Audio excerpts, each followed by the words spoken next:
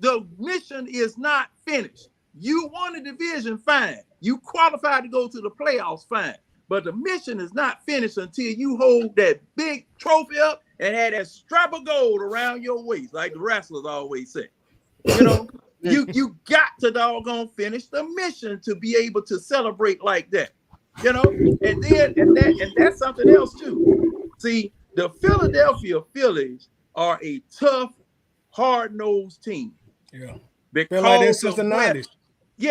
yeah, because of where they are.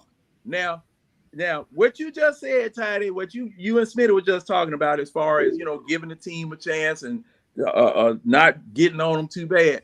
What do you think Philadelphia fans would have done in Philly if Philly had lost this series? Man, they'd have flamed them jokers all. Man, they probably would have shot Santa Claus down there. Man, them people don't have no sense. They are tough, hard-nosed, and they play ball like that.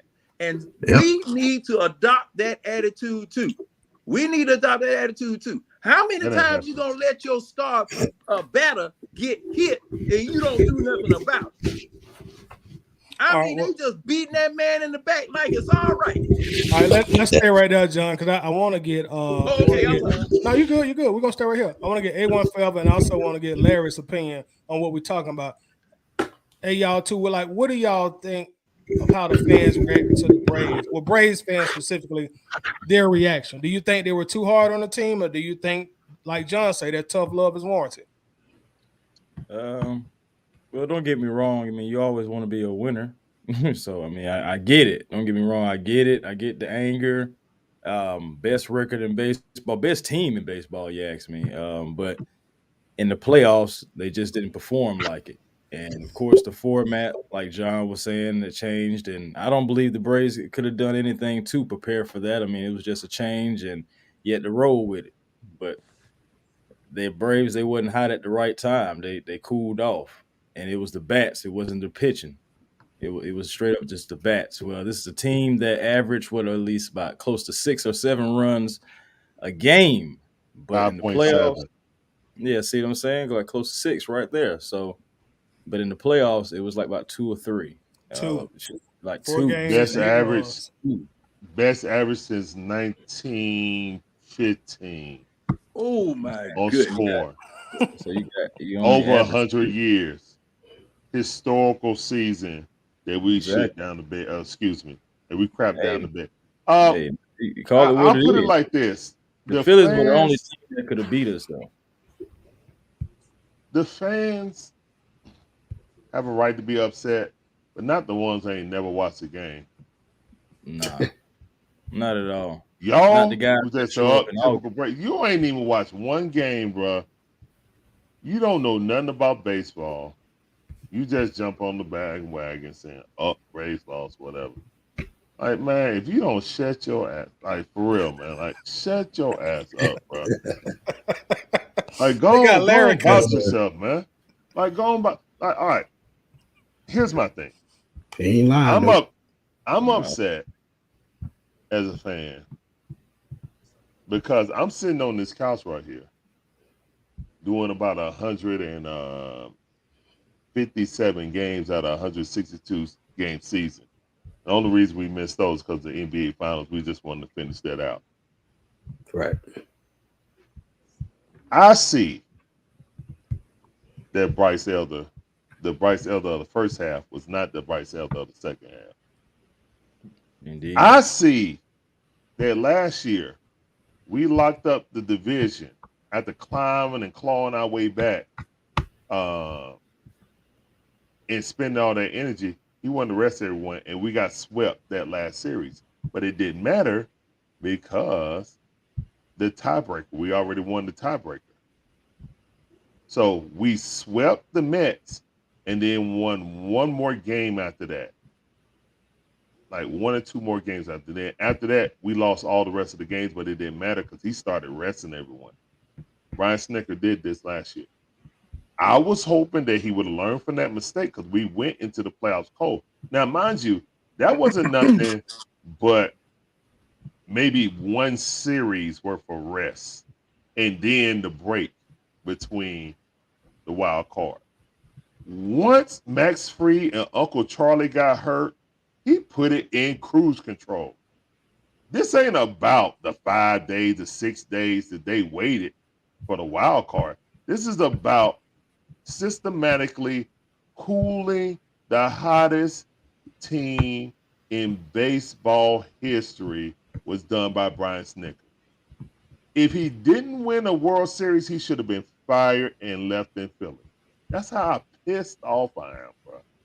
Like, I literally sat here and I said it. I was like, okay, I'm seeing Tricky Nicky playing for Arcia. Who's cold? Arcia. I see Tricky Nicky playing all throughout the infield, giving at least him, James Forrest, and someone else, and Kevin Pillar. They're resting people, 2 people at a time, for 3 straight series. How are you gonna stay hot? Ronald was on a 45 and 80 pace before he did that.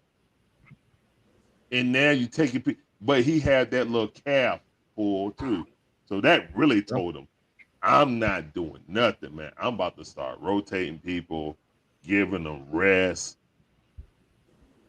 And you did that 3 series, not 1 series. You literally did that. So basically, the Braves haven't played real baseball in 2.5 weeks, and they're coming up against the Phillies, who is foaming at the mouth, ready to go at the Braves. But we ain't never beat the Phillies in a playoff series, ever. We ain't never beat the Phillies in a playoff. Look it up, ever. So with that in your mind, why you? I'm telling you, man, if he didn't win that chip 2 years ago, his ass should have stayed in Philly. That's all I got to say, man. He lost this series.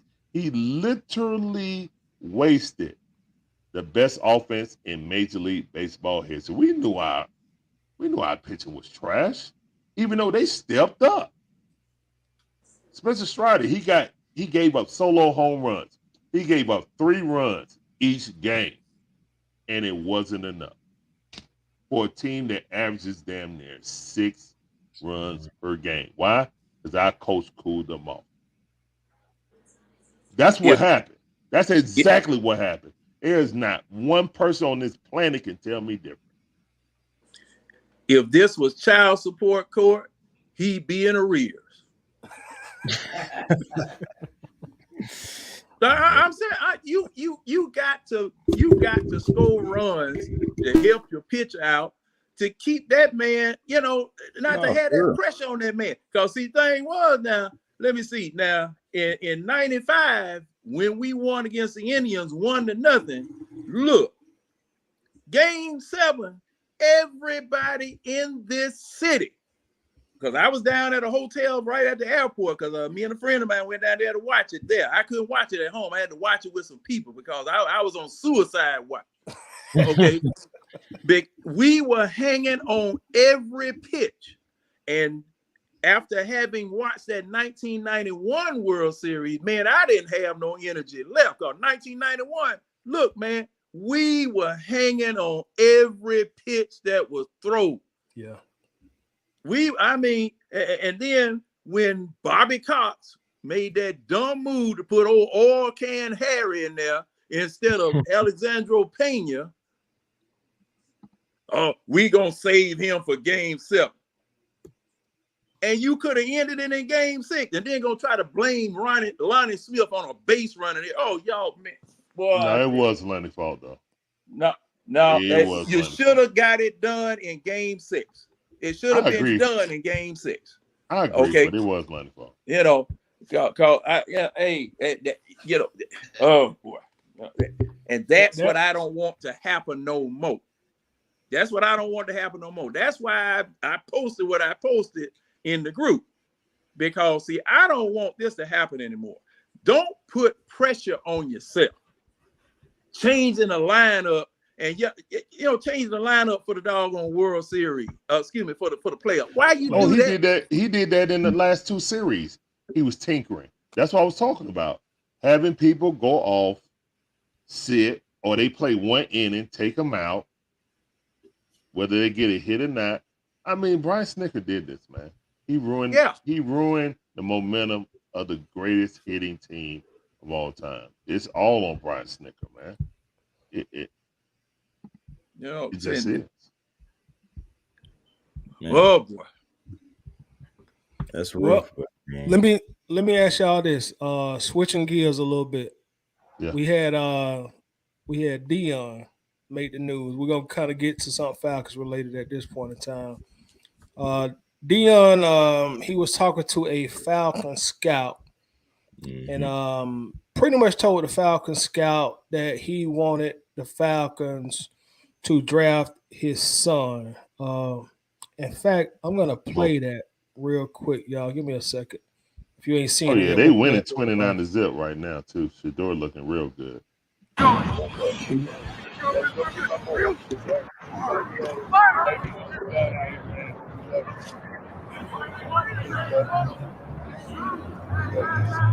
What's my brother's last name? Tell him what's your last name. Rich Sanders from the His ATL. name is Rich Sanders from the ATL. Family, we family. Tell him what I told him. Tell him what I told him. Hey, we gonna get No, Sanders tell him boys. exactly what I told you. Hey, we ain't coming back unless we bringing the Sanders boys to both of them. That's all I'm saying. Hey, how y'all feel about that? Hey, how y'all feel about that? Okay, it'll definitely be good for the city. Okay. Okay, Smith, I know you've seen it already, but like, what's your thoughts on what we just seen there from Dion?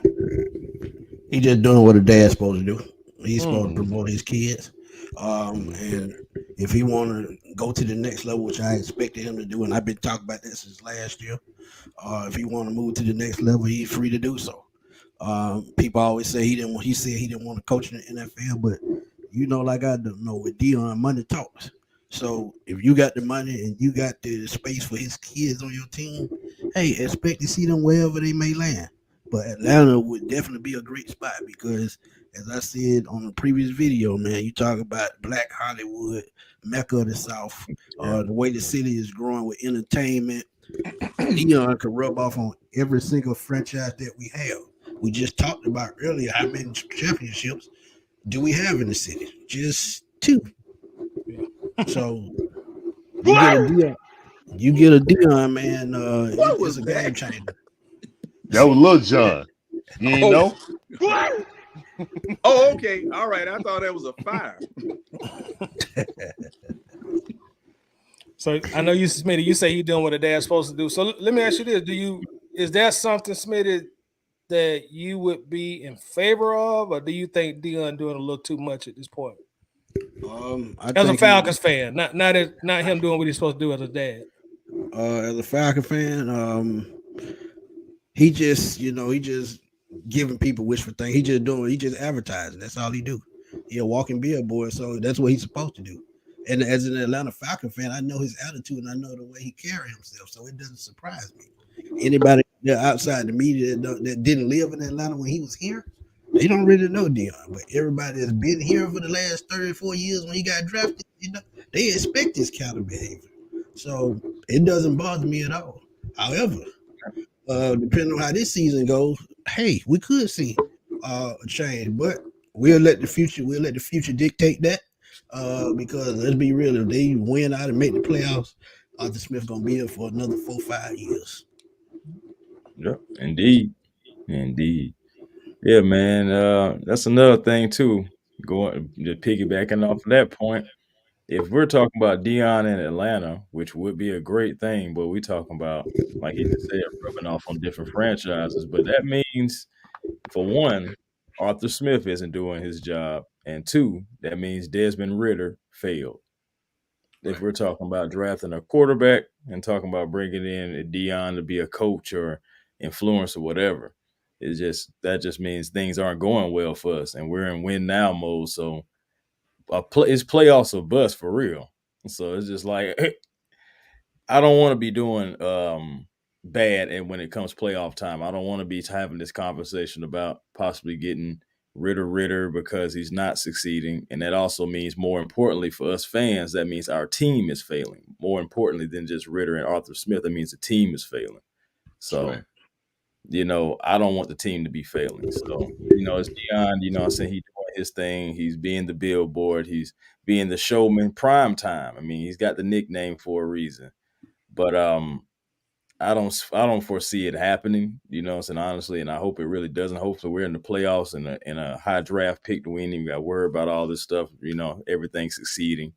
But if it does go south, I still don't really just see it happening. I really don't. I really don't just see it happen. I think it's just all for show, all for talk. Yeah. John, Larry. Larry, go ahead. Where Larry. there's smoke, there's fire, bro. Deion don't talk out the side of his neck. I mean, he may advertise his kids and stuff like that, but the part of the conversation we missing is what the scout that was there for the Atlanta Falcons was saying, man, you know, you like your boy. Is he staying or is he going? These are conversations we not privy to yet. That's fly on the wall type of thing that we need to know. Of course, Deion is going to say that, you know what I'm saying, to pump his kids up. Of course, that would be a great legacy type of thing to say, hey, my kids, both of my kids got drafted by the Falcons.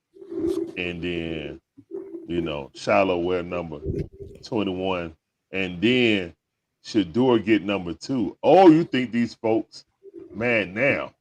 He ain't getting number 2. Yeah, I'm gonna say that. Yeah, I know he can't. They're not gonna get it. Oh, He might that's get right. 22. He did say he did. Yeah, Arthur did say no one will wear number 2. He'll get 22. Well, he needed to do 21 like that. Like, oh, what happened between Arthur Blank and Deion Sanders? That's what I want to know.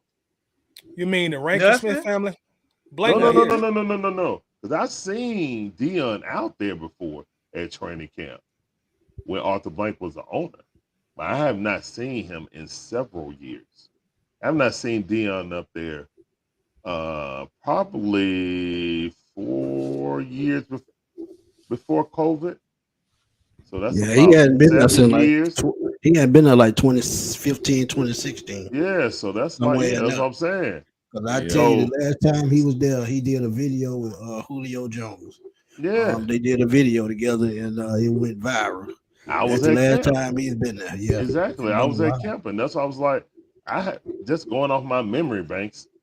I'm just like, damn, I ain't seen Deion, and so something might have happened. Because why else is he saying that's the only time? You know what I'm saying? We coming back. He working? Y'all draft my son. Wasn't he working for the NFL Network at that time? I think he was. Yep. Yes, he was. Yeah. See that? Yeah, he was working with the network. Now I don't know whether that factored into that or whatever, but I know that at the Super Bowl, I don't know if you, because I remember you saying you were down there, but see, I was standing right in front of the Fox or the NFL Network broadcast spot there. Okay. When they were asking Deion who was going to win the Super Bowl. Yeah, he said the Patriots. And he said the Patriots at first, but he was in pain. Because I was looking at him. He was in pain and shaking his head or whatever, you know, because he hated he had to say that. And then he said off camera, I want to change my vote. I want to change my vote. But they said, no. And you know, they would tell everybody was getting at him from both sides, the Patriots and the Falcons at the time. But going back to your question, Shador nor his brother need to come here under this regime. No, sir. No quarterback needs to come here under this regime. Look at here. Y'all need to take a look at the Falcons media guide online, and they taking the offensive coordinator, they taking the quarterback coach moniker off of Dave Ragone. He's just the offensive coordinator now. Okay. Now, what the heck happened? Because you need a quarterback coach. Right. Whoever's coming here, they need a quarterback coach. And no one here is qualified to do it. And we're going to get into this a little bit later on. But one thing that I wanted to point out now that I've got the floor here. All right. The difference between this past week and week 4 last, the man got rid of the ball and stopped staring at receivers. the two things that I was saying that Joker needed to do in order to improve himself, he did last week. Now, why the hell didn't these people spot this and correct it last year? That's my problem. This man Ritter has been getting an unfair shake, and the unfair just been totally unfair and just been wrong about how this man has been getting ridiculed and messed with this whole year about what he was doing when these people were not coaching him. These people were not coaching him. They were not training him. They were not teaching him. They were not giving him the best chance to succeed. Because John, when I said Arthur Smith can develop quarterbacks, I said that 2 years ago. And yeah, it's still true. When I found out, cause wait a minute. When he came here, and I still got the doggone clipping in Facebook and in this group, he was saying that Matt Ryan wanted to be coach. He here to coach him. Who you is? That's the first thing I'm asking. Who you is? You know, man, you couldn't coach a pregnant woman in Lamar's class. I ain't never seen no. Oh, have mercy. I'm just serious, man. What is this man learning here? What is this man learning here about the quarterback position? How to look off a safety, how to throw the ball in a specific spot. This man this week versus last week was night and day. Perfect example. We know he should have pulled Marcus Mariota way before that he did. Man. And Marcus and I said it, that's why he didn't, because he hadn't developed him enough to put him in the game to trust him to lead this team. And they got better this offseason, true enough, on the defensive side of the ball. But has Desmond really stepped up his game since last year? He had a whole year to prepare. Remember that. People keep saying he's a rookie, but he's not a rookie. He had 17 games to learn, played in 4 games, come in this season. He's played in 5 games already. He's growing game by game, but at the same time, he's still making rookie mistakes, which means they're not doing what they're supposed to do in these meetings, these film rooms. So because you had unqualified people in the film room, y'all sitting up there, it's just like y'all looking at a porno movie with a 6-year-old. Yeah, a quarterback. What they doing? Who in the world makes a quarterback a wide receiver coach? Man, we've been talking about that. And see now, I see what you posted up here from Wallace Smith. Well, guess what, Mr. Smith? Your offensive line gave Ritter 1/10 of a second less this past week than they've been giving him. And look what he did with the time that he had. Look what he did with the time that he had. Ritter was decisive. Ritter was precise. Ritter put the ball, where the ball was supposed to be. And it was boom, boom, boom, boom, boom. Looked like a well-oiled machine. 3 to 5 step drops. Hot routes, he used all that. Yeah. I mean, very successful in the shotgun. Right. Yeah. And see now, Caleb McGarry, I'm heading up there tomorrow with a 2x twice. And he's not You gonna hit him in that knee? He not gonna hey man, I'm not giving any anatomical details. I'm not giving details. I'm just visiting Flowery Branch tomorrow. What's that skater name? What's it? Tara? Tanya Hardin. Tanya Hardin. Yeah. All right, Tanya. No, that was Nancy Kerrigan that got Tanya Hardin. No, I thought Nancy got hit. I thought it was Nancy got hit. Yeah, it was Nancy. Nancy got hit. Yeah, Nancy got hit. Yeah. Yeah. Oh, yeah, that's right. Nancy Kerrigan got hit by Tanya. Oh, yeah, man. Yeah. But that girl has some big legs, though. But let's move on to something else. Let's move on to something else. Smitty. See, I'm trying to stay out the clubs, man. But you keep making people around that corner. Hey, baby, what's up with you? See, it is. See, it's 12 o'clock. You know what they say about 12 o'clock? We just gonna leave it at that. But don't start, John. That's all I got to say.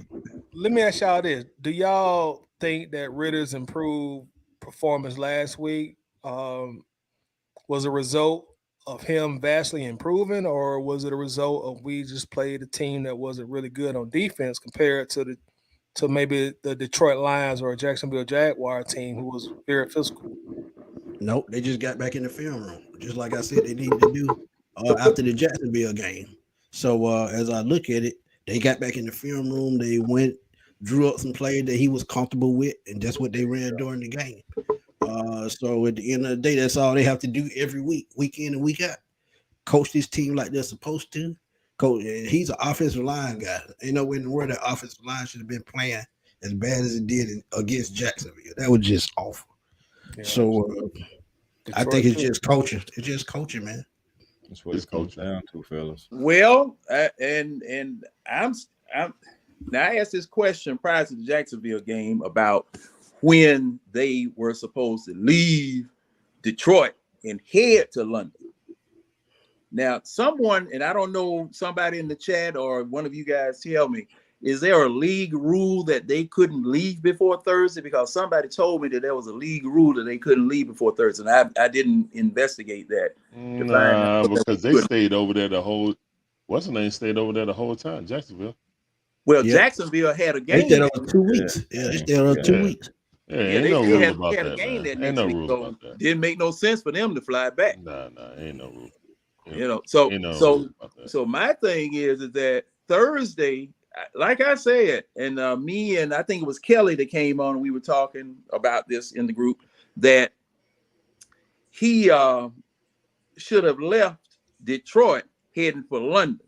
Yes, I agree. That night, got you some tea and crumpets and some fish and chips and ate whatever it was they were eating. Some cold poke beans. The cold, you know, and that hard roll. What do they drink over there? Oh, ale or whatever it is, or good mead or whatever.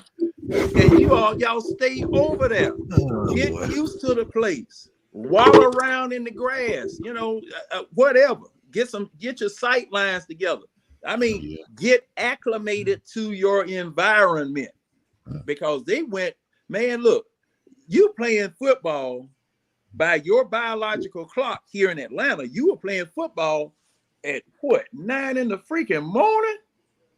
Yeah, I really didn't agree with that. Going over there. You got fans over there before the team. That's crazy. You know what I'm saying? You got fans that literally left here in Atlanta on Wednesday. You know what I'm saying? You got there before the Falcons. Well, that's crazy, man. I mean, you're professing the team.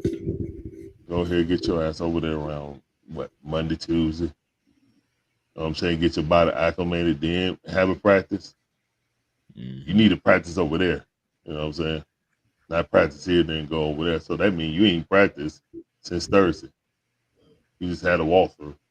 What are we doing? Because you remember that West Coast trip. Another reason why they always take. You remember that West Coast trip we used to always take 4 times a year against the Rams and the 40. Well, 2 times a year against the Rams and the 49ers. Yeah. And look, stop in New Orleans. Yeah. You know, hey man, that, and that's just 3 time zones. Yeah. That's just 3 times. It really didn't make any sense. Questionable coaching decisions.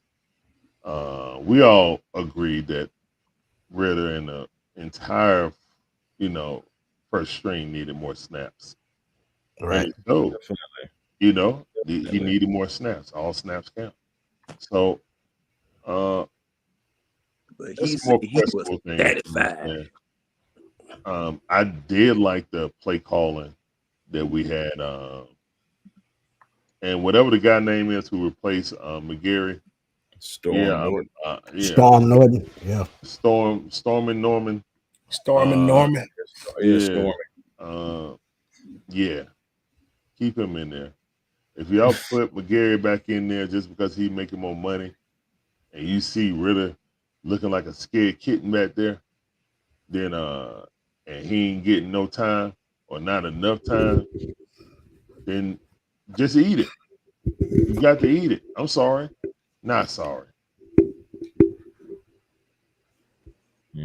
So yeah, I You got feel like that if you put Storm in that starting right tackle, that he would be better than McGarry as the season goes on. I'm not sure, man. I just know that that's the most comfortable I ever seen Desmond Ritter in a professional Atlanta Falcon uniform.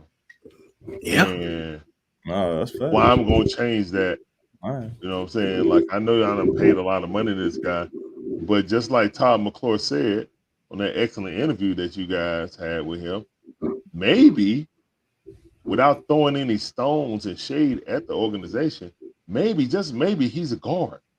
Yep. And he turned Yeah. it around and said, I didn't have the feet to play outside. You got to be real special to play outside. And that's how he put it. Maybe McGarry, the way he plays a road grader, he needs to be Inside. in the middle, inside. Now, the only thing about that is he ain't going to have Chris Lindstrom trying to block his man and his own man anymore. And that's why Chris was looking bad, guys. He's sitting over there worried about his man and McGarry's man. Yeah, we talked about that, me and Smitty. Yeah, so I mean,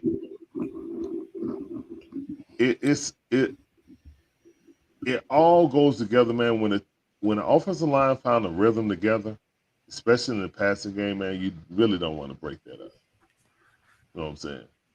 And even if he's not as dominant as a run blocker as McGarry, us giving up, like him being a turnstile, is a problem. And just like Mud Duck said, you have to be able to pass block. You just can't be a run blocker. You have to be able to pass block. Especially in today's NFL. You can get away with it in the 80s and the 90s. Exactly. Oh, because that man feet, he got feet of stone. He really do, man. No, Like, he's slow. He got slow coordination. feet, seriously. But they drafted an offensive lineman, so they have a choice whether they want to switch him inside or outside, because Bergeron played tackle, so he can go back out to tackle. Or you could switch Jake Matthews back to the right side. He played the right side in college. And put Bergeron We got to on draft the his side. replacement. We got to draft Jake's replacement, though. Don't you Oh agree? he getting long in the tooth. Yeah. We got to draft. Well, Jake Matthews, of all the used cars on the lot, he was the best one we could pick up for the price we wanted to pay. So, I have to have to let him have that. But Desmond Ritter helped himself immensely last Sunday. Now, whether that's going to translate into future wins, that's on him. And unfortunately, that's so sad because he's not going to get any coaching here. He's going to have to make his way himself, and whatever it was that Jason Palmer did for him, because now I did see that this man has an arm. He got an arm, and he was fitting balls into tight windows Sunday that previous weeks they were getting picked off. Yeah. They were getting picked off. They were getting batted. They were batting his balls down in the line. They were picking them off. And when I saw that man turn his head, look this way and through that way, man, look at him. I saw this after I got back home. Because there were. I think the broadcast, the little bit of the broadcast that I heard, he turned his head. He actually turned his head. Did he go to the chiropractor this week? Yeah, he turned his head. Hey man, wasn't staring down those receivers, man. And see, that's the thing. That was the thing I used to get at about Matt Ryan. That was one of the first things that Kyle Shanahan did for him. Stop staring at the people you getting ready to throw to. You're drawing all the defense to these people. And once you start doing that, it was the same thing with Brock Purdy out there in San Francisco. Brock Purdy, he got it down to a sign. He'll look at his doggone shoe and then throwing the ball, man, open as a Waffle House. All open. So I just wish the best for the young man. I just really wish the best for the young man. He between a rock and a hard place, man. So, what's y'all's expectation for Ritter going forward? You know, since he's already kind of came up here a little bit after the last game, do y'all kind of expect him to stay here, or now does he not have the leeway to teeter down a little bit? I mean, he can teeter down a little bit, but I'm not. I'm not expecting 300 a game.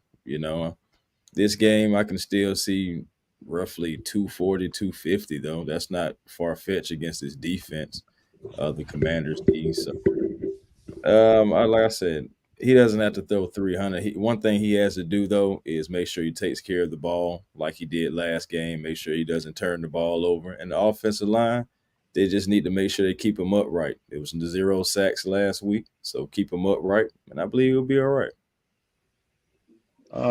Me personally, really gonna go as good as the game plan goes from Arthur Smith. That's just how I look at it. Washington has on paper some good pass rushers. Let's see if McGarry's gonna be in there. I don't know. Oh my goodness, Travis Hunter just got cooked for a 60-yard touchdown. They coming back. But yeah, my bad. That's about it for me. Ritter and Arthur Smith are hand in hand, handcuffed. I mean, it's true. Boy, how apt a description. Handcuffed, jailed, incarcerated, locked up. I'm locked up, won't let me out. Confined. But welcome to the Screen Machine, folks. The roller coaster gonna go up, and the roller coaster gonna go down. And no one expected to end up with 300 yards passing. Nobody expected this to happen. Okay, and that it was a pleasant surprise because you know what I've always said. They don't. Arthur Smith doesn't want that man throwing the ball all around the yard because that's what I was always saying based on what I had seen these prior few weeks. Well, but the reason why he was able to do that because they stuck with the run game longer. It's just that simple. When they stick to the run game, no matter if they getting yards or not, as long as they wearing down that defense, he'll be able to sling the ball wherever he wants to sling it. And you got to think about all the weapons that he has. He spread the ball all over the field to 7 different receivers. Instead of eyeing down Kyle Pitts, instead of eyeing down Drake London, instead of eyeing down Bijan Robinson. He was going through his progression like he was supposed to, and he was fitting the ball in those tight windows like he was supposed to. So, definitely utilized. Yeah, right. and see, that's my question. That's the first question I asked tonight. What happened between last week and this past week 4 last and last week? I give y'all another example. I bet Arthur Blank had something to do with it. Arthur Blank probably told him you better get it together because this is the 3rd year of this plan. I explained that before. So y'all get in that film room, y'all figure out what y'all need to do. Y'all get it together, and hey, y'all win some football games. And Smitty, I got to agree with you. And I got to agree with you, Smitty. Excuse me, boss. Go ahead, man. I don't mean to cut y'all. Go ahead. I was just saying about you got to keep Ritter comfortable, man, and that's what they did as well by getting in the film room, getting back to things that he is comfortable with. You can't have him back there just, so getting sacked all over the place like he was being in the previous weeks, man. So keep him comfortable, keep him clean, and keep his pocket, right, and he'll be good to go, man. Like I said, but see, this is the thing. Some of those sacks were on him. Yeah. Oh, some of those sacks were holding the ball too him. long. Yeah, some of those sacks were on him. And see, like I said, all right. 100%. Now, okay. I think I was one of the first persons to put up the time to throw chart, and I'm glad everybody else is starting to use it or misuse it. I'm glad everybody else is starting to use it, misuse it, and see what the chart says. Okay. Ritter has had 2.4 seconds to throw. All right. Now, in any NFL, on any NFL team, 2.5 seconds, anything after that is too long. You're supposed to be either running or throwing that thing away or finding somebody to throw the ball to. Ritter was back there making biscuits, threatening to throw. And while that was happening, the line breaking down, they just tie him up, hit it.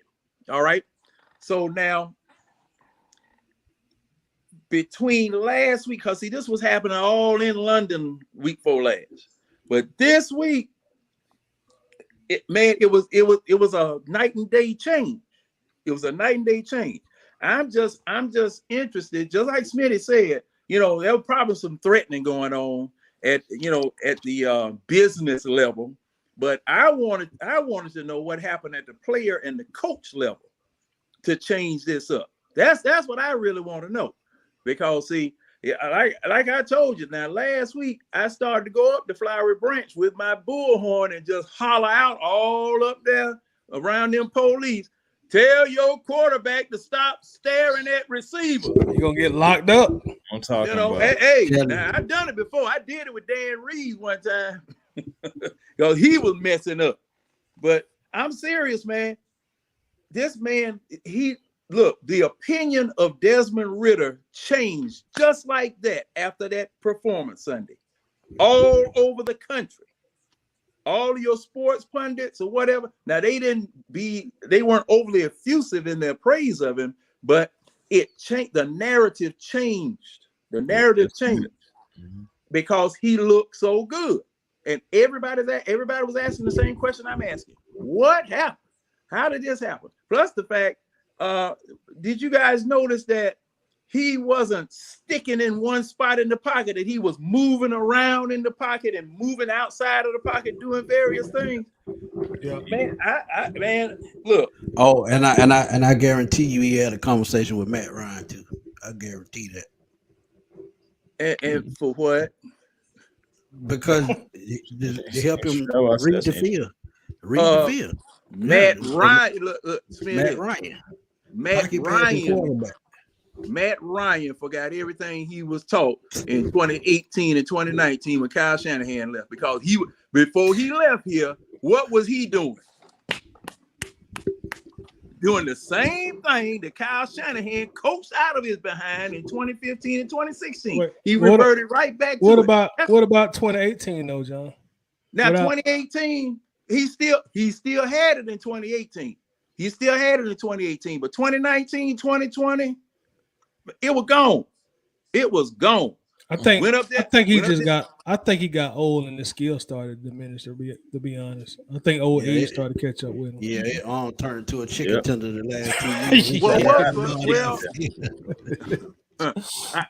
How? Because they would call him old noodle arm. Yeah, they were. I mean, he been old noodle arm. Yeah. Ritter's arm right now is stronger than Matt Ryan's arm ever was. John, when he just thought about the Julio and Roddy, they would reach. But the last 4-5 years, he couldn't even throw the ball across the parking lot. No, because I mean, it was. I remember Roddy White getting mad about a pass that Matt Ryan threw. It wasn't a touchdown. He had to snatch the ball. No, that was Julio. That was Julio. No, I remember Roddy White getting mad because he stomped right over to the sidelines to Terry Robisky, who was the wide receiver coach at the time. I think you're talking about that San Francisco game where Roddy had 180 yards. He missed him a couple of times. He could have had over 200 yards that game. Yeah, I can't remember what game it was, but I remember Terry Robisky stopped him before he could get to Matt Ryan. But thing is that Matt. But let me say this though. Let me say this, John. Like, I know you say that, but all Matt Ryan's receivers, they speak very highly of him. Calvin Ridley spoke highly of him. What, about 2 weeks ago? Wait a minute. You taking anything from Calvin Ridley? The way you flamed. Hey, you know what? Your anniversary coming up too, Tidy. Anniversary coming up next week. I flamed Ridley for like the things he did off the field. Gambling, and you already taking sick leave. You know what I'm saying? I flame him for kind of being an idiot. But that don't take away the fact that he came out publicly and said, hey, Matt Ryan did this for me. Julio come out publicly. Matt Ryan do this for me. Roddy always speak highly. You never heard Roddy say nothing bad about it. Man, yeah, because when people were dogging Matt Ryan, Roddy White was speaking up every single time. At the airport, at home, at the on Twitter, training camp, everywhere. So now this the same Matt Ryan that was throwing balls to Roddy White under orders from Kyle Shanahan to embarrass him because the fans. So I take those things with a grain of salt. You know, they said it. They said it. I go along with it, but I take it with a grain of salt. No. Oh, and now Matt Ryan calling your game Sunday. Yeah. That'll be a good thing. That's gonna be interesting. Oh, it's gonna be interesting. It's gonna be interesting. Yeah. Oh, he gonna get some questions and make him spill the tea on somebody. Well, you know the people in the booth were trying to get him all in trouble. Well, what was it that man asked him? You know, asked him some more question about 28-3. Yeah. He wanted Matt to say something. He dodged it. You know, he got a little media savvy. I'm not gonna front. That was Bush League on that announcement. Yes, it was. Yes, it was. I could see if that was like year 6 working with Matt Ryan. Y'all done develop a rapport and you're cool like that. But that man first game, like, come on, bro. Gate. Yeah, come on now. That was a Jim Gray moment. About like what Rodney Harrison did to Chris Jones the other night in Kansas City when he tried to get him to talk bad about Zach Wilson. What's going on, Miss B? Yeah. Now, okay. Y'all go ahead. Right, let me go to this. Speaking of Matt Ryan, and not to get into like the specifics of the Super Bowl, but Smitty, you want to go over these tweets that we've been talking about a little bit later with our boy Devontae Freeman. Oh my God! What Free said? We got it on the screen here. Freeman recently said, y'all really want to know what happened on that block in the Super Bowl? I could give it to y'all straight raw. Y'all know ain't no cap in my rap. Laughing out loud, let me know I got the tea. And then he says, my good people in Atlanta need to know the real. And then he said it's coming soon. And then he later deleted most of them tweets. So y'all want to dig into this? To be honest, man, I wouldn't even be paying this no attention because he's just still trying to stay relevant. Let's just be real about it. His career is over, and whatever happened in that Super Bowl, just let it rest. If nobody else has said that about it, hey, what was all that gratuitous applause coming? Nah, man. It's water under the bridge, man. Let it go. Man. I mean, I feel like most of us are pretty much done moved on by now. Is he technically retired yet? Not technically. I know. This is what he's not officially. I don't believe. Is he about to start a podcast or something? About something. Probably so. See, I don't know. Help him out writing his book. Okay, now I don't know. However, I do want to hear what he has to say. I just want to hear what he has to say. Now, all of this, like I said, I'm gonna reach out to him and we're gonna make that happen because I want to know too. Yeah, I want to know. I want to know. All of this teasing and stuff. Hey man, this ain't National Enquirer TV. This is not TMZ. Tell what you know or shut the hell up. I agree, John. I don't like send up here. All right, you almost got it. Here you go. Wait a minute. Right. You can't get I'm too old for than that. Yeah.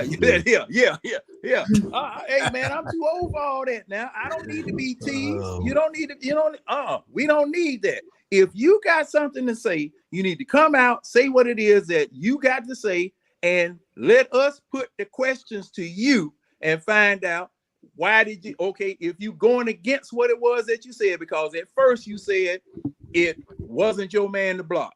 Then you change your tune and say, I made a mistake.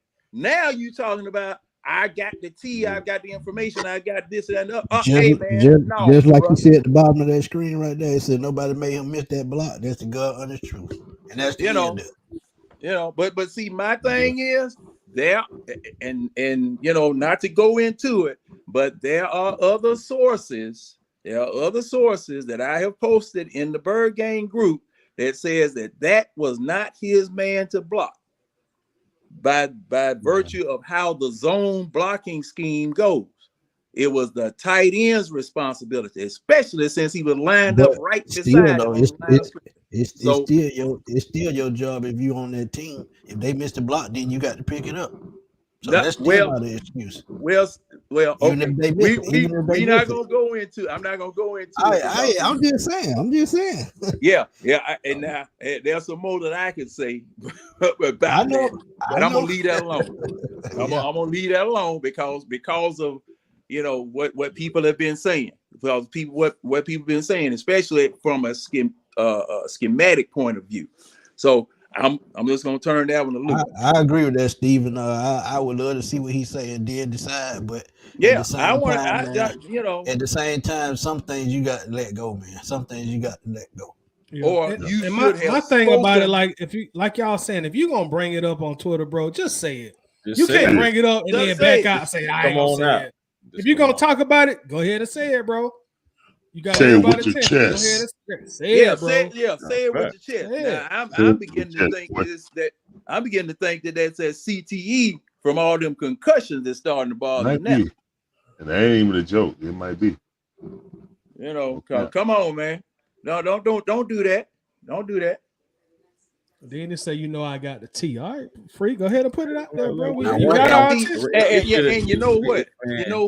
You know what? That T reference is not something a male should be saying anyway. Yeah, that kind of female-ish. See, females have T. We got the scoop, or we got the story, or we telling it You in the like this. business. Yeah. we Exactly. talk. You know what? Yeah. Yeah. You know what, man? Exactly, man. We ain't sitting here talking to T. Who say that? Where they say that at? I don't even drink it. I like coffee. Sure, I don't drink He neither. talking about he got the T like he went a part of what happened. That's what just tripped Yeah, me like out he on about the it. Atlanta Housewives or something. Yeah. And I Yeah. guarantee On the one thing I guarantee he gonna bring up.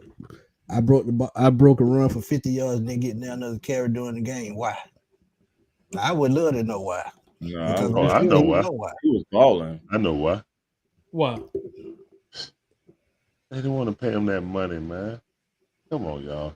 Oh They yeah, were I done tired heard of- that. They were tired of dealing with Pilar. Pilar was his manager. If he Yeah. would have been the MVP of the game, they More still money. gave him money. But they They paid would have gave him anyway, though. way more money. They paid him Huh? anyway. Yeah, but he would have got way more money. I think he got 4 years, about 32 million. Oh, Or he would have 33 got, million or something and like he that. was a fifth highest.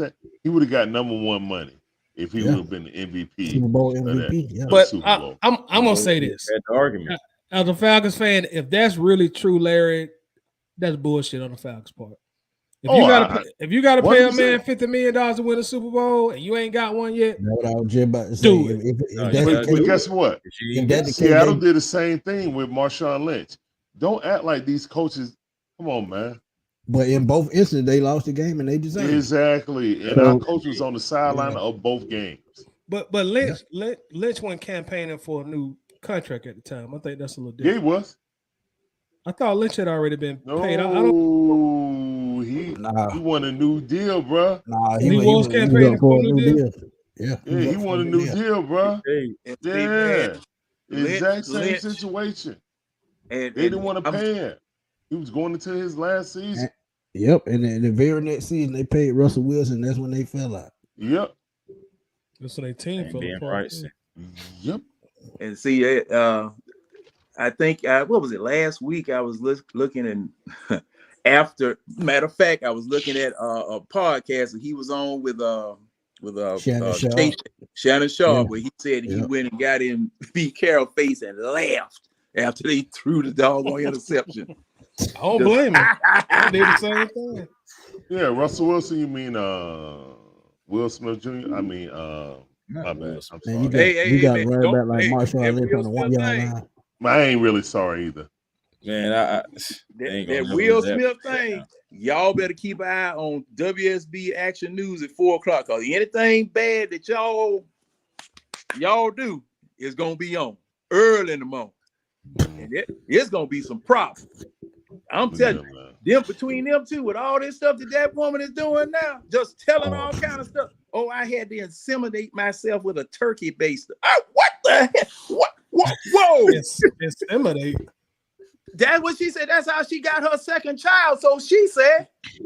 I mean, it was all kind of crazy stuff coming. I said, oh my goodness, man. See, folks, nice folk, you got to watch it. Because nice folk will be nice until they snap. And when they snap, ain't no coming back. I'm gonna put an end to that though.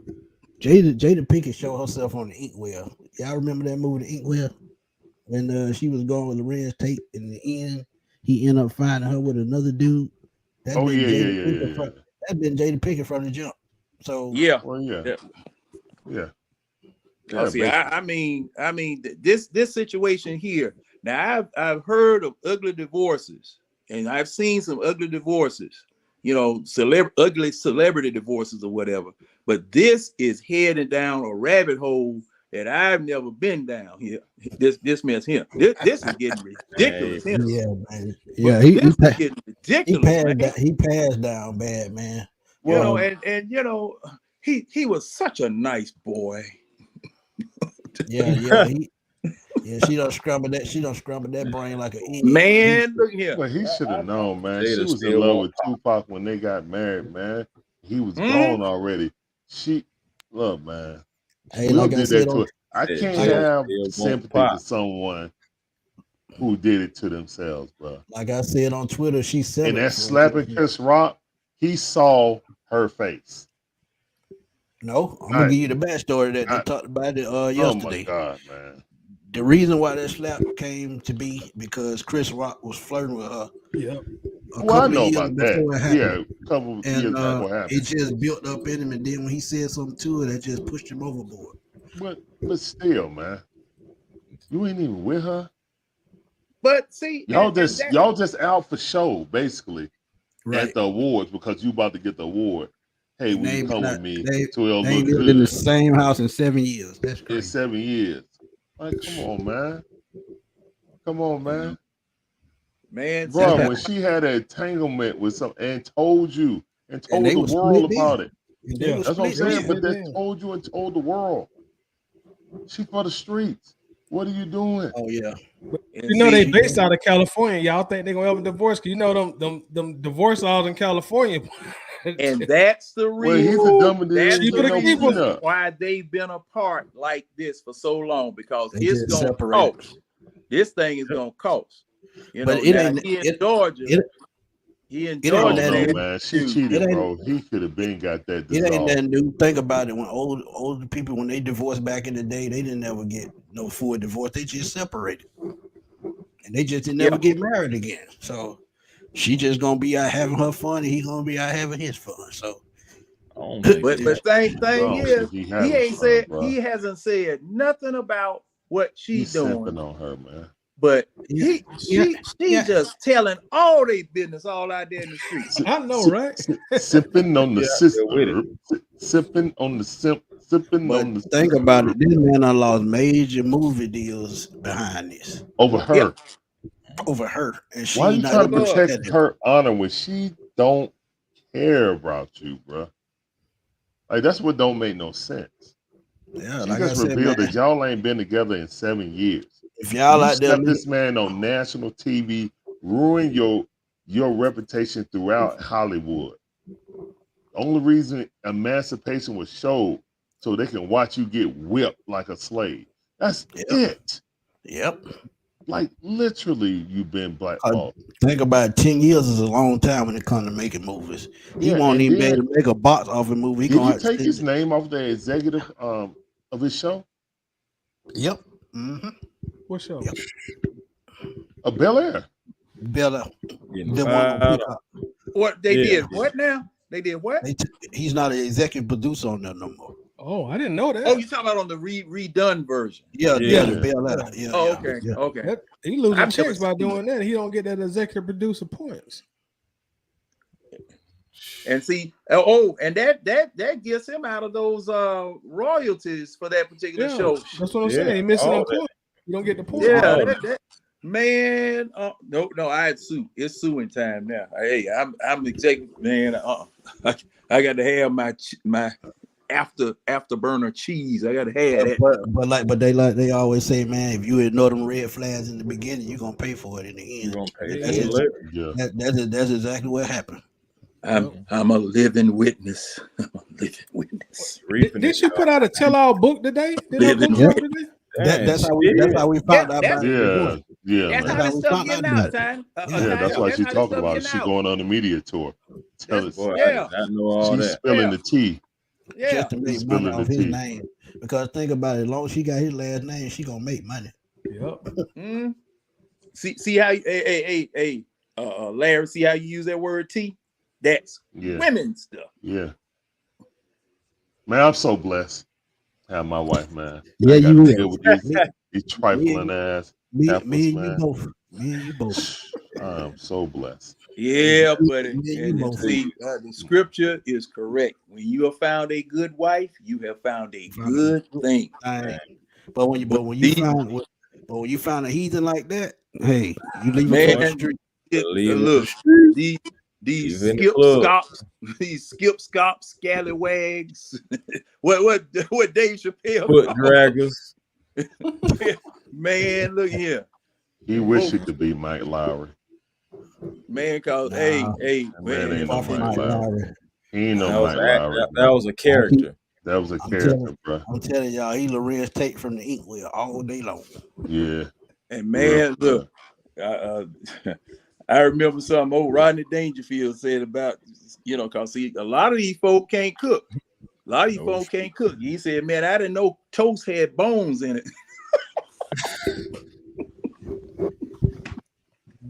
Boy.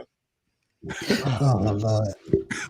How Hey, we get man, on Will anyway? We're I don't know on. how we got on Will. Who mentioned Will? We was on Freeman in the Super Bowl. Yeah, I don't know how we got on Next Will. thing, Freeman and Will next thing you Smith. know, we slid to Will Smith. I think I said that. yeah, well, hey, we got it out. We got it out.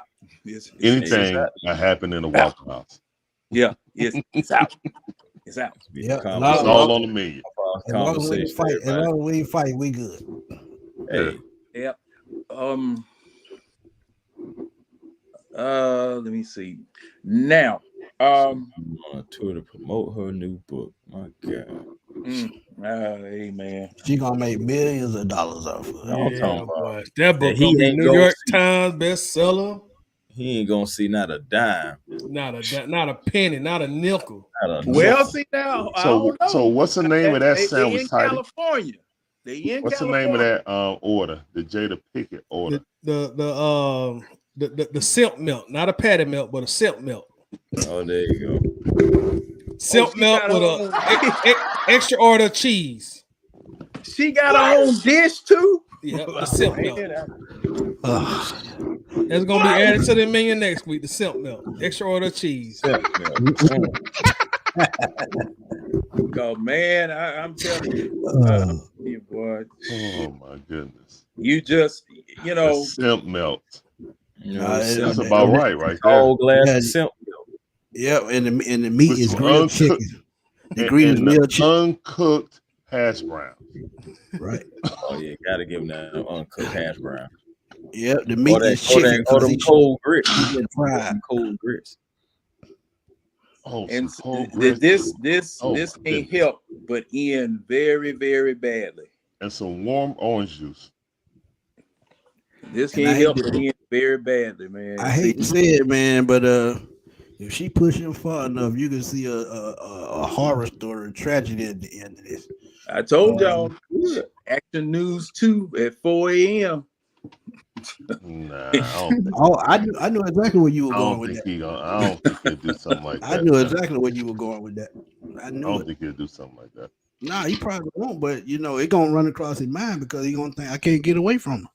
One thing about it, man, and people don't tell you this, but when you're in a manipulative relationship like that, man, it can hurt you mentally for years, long past. Oh, it'll scar you. It'll Yeah. scar you. Yeah. It'll Well, scar I you. saw this Suckable one spirit. meme today on Facebook, and then it had OJ face. Yeah, my wife was in an entanglement once. I was like, Lord have mercy. These people got no shit. The juice is loose. OJ said, my wife was in an entanglement once with his eyes going like this once. I'm like, oh my God, these The people ain't juice got no is shit. officially loose. Yeah. Yeah, but after that one time, that was that. Always Oh, undefeated. boy. Let Let me ask y'all this question from Marina.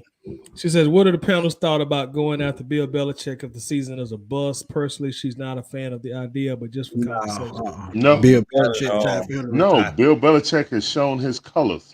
He ain't nothing without Brady. I remember Right. him at the Browns. He was trash. He's a great defensive coordinator. That's it. Brady book is carried out. that team. Well, The book he is out. doesn't have Yeah. have the crew with him that he had when he had with Brady because you What? had Josh McDaniels and Romeo Cornell and Hall of what's Fame. that other? Who else was Super it? Hall of Fame.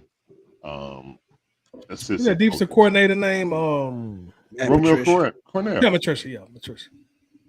And Matt Patricia was the Matt understudy Patricia. He of took him. over after Romeo Cornell left. Yeah. Right. Yeah. And thing is that And then he brought him back to be the offensive coordinator. Which is because didn't he have a head coaching job at one with the time? Lions and did horribly. Yeah. That was about bad as Matt Millen going to the line.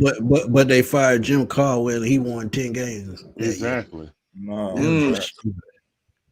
Same thing. Lovie Smith up there in Yeah. Chicago. Man, I yeah, mean, he did look wrong. And matter of fact, and The when Dolphin, they fired Lovie Smith from Tampa Bay, because he wouldn't fire his defensive assistant staff. He wouldn't fire his staff, and they fired him down there in Tampa Bay.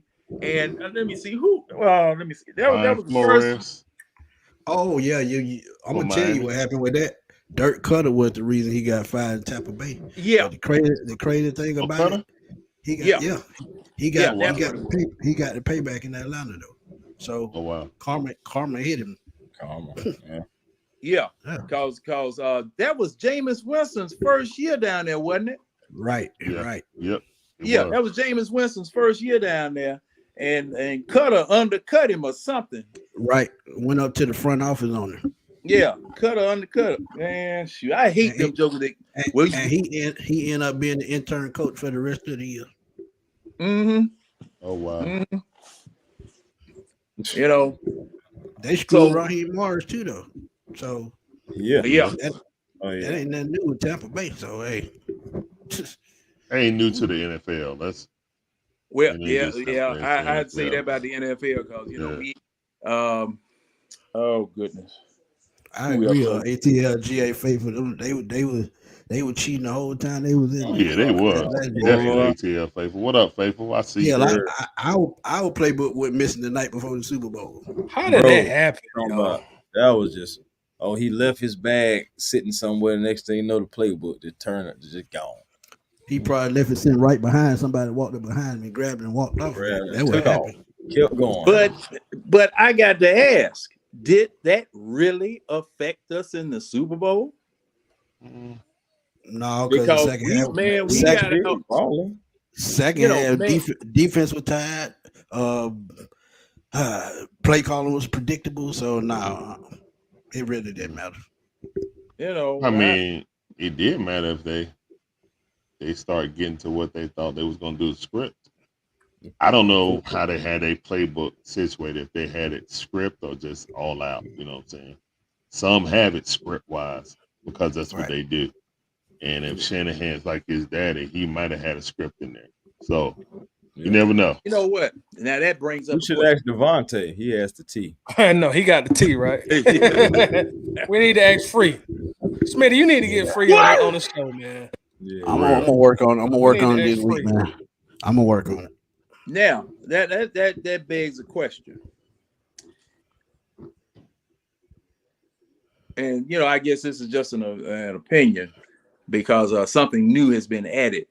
When you are an offensive play caller, do you call your plays by script? Do you call your plays by feel? Or do you call your plays by analytics? Call them by adjustments.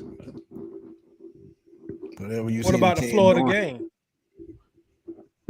That's still That's what adjustments. that would enter into feel. Yeah, Okay.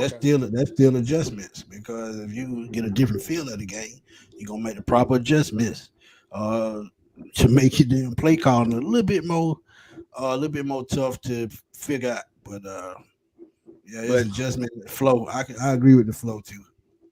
now there are some coaches that do it by analytics. And they always get burned. Now, Because if that the case, this Sunday, I already looked up the stats and I got it wrote down over there. The Washington Redskins dead last and giving up sacks to the quarterback, and we only have 5. They 24th against the run, 21st against the pass. So that tells me that analytic wise, the Falcons should get at least 400 yards total this week. So analytics will burn you every time. Yeah, got to go out but there and see, play the game. more Right. and more people in basketball as well as in football are using analytics in their play call. Definitely basketball. Yeah, And and I agree with you, Smith. I agree with you 100%. You've got to have someone that's there that can feel the flow of the game and call the game based on the field, especially on Right. offensive coordinator. Right. Especially an offensive coordinator, because as well as giving your quarterback the freedom to change the play based on what they jump into after you relayed the play to them. Because a lot of times, okay, all right, I see this tendency and they doing this or whatever, and then you call the play, give it to the quarterback. Quarterback gets to the line of scrimmage, they change everything up. Now you see a lot of times they catch the quarterback off guard and everybody off guard. Time out. Yeah, but that to me, that's what separates the regular quarterbacks from the elite quarterbacks. An elite quarterback like a Peyton Manning, a Tom Brady, even a Brett Favre, they gonna read the plays of the line and see what they can take advantage of. If they find something they can take advantage of, they gonna switch it up right then and there. That's what make the elite quarterbacks elite. They know how to adjust on their own without the coach telling them. Without, as we say, being a robot. If they're not a robot and they're elite, they gonna know how to do all these things. So those audibles. Yeah. Yo, let me ask y'all this, and y'all tell me if I'm tripping. But when I watch Nate Landman play, I just get the feeling, or my eyes tell me he's a lot better than Troy Anderson at this point in the second year. Am I tripping, y'all? You remember what I told you about that though, Titan? You remember what I told you?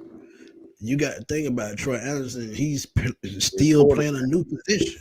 Yeah, quarterback is still in his brain, so he's going to take He still got to adjust to covering running backs, tight ends. He knows how to run sideline, and run downhill. But going backwards the other way, he still got to learn that part of the game.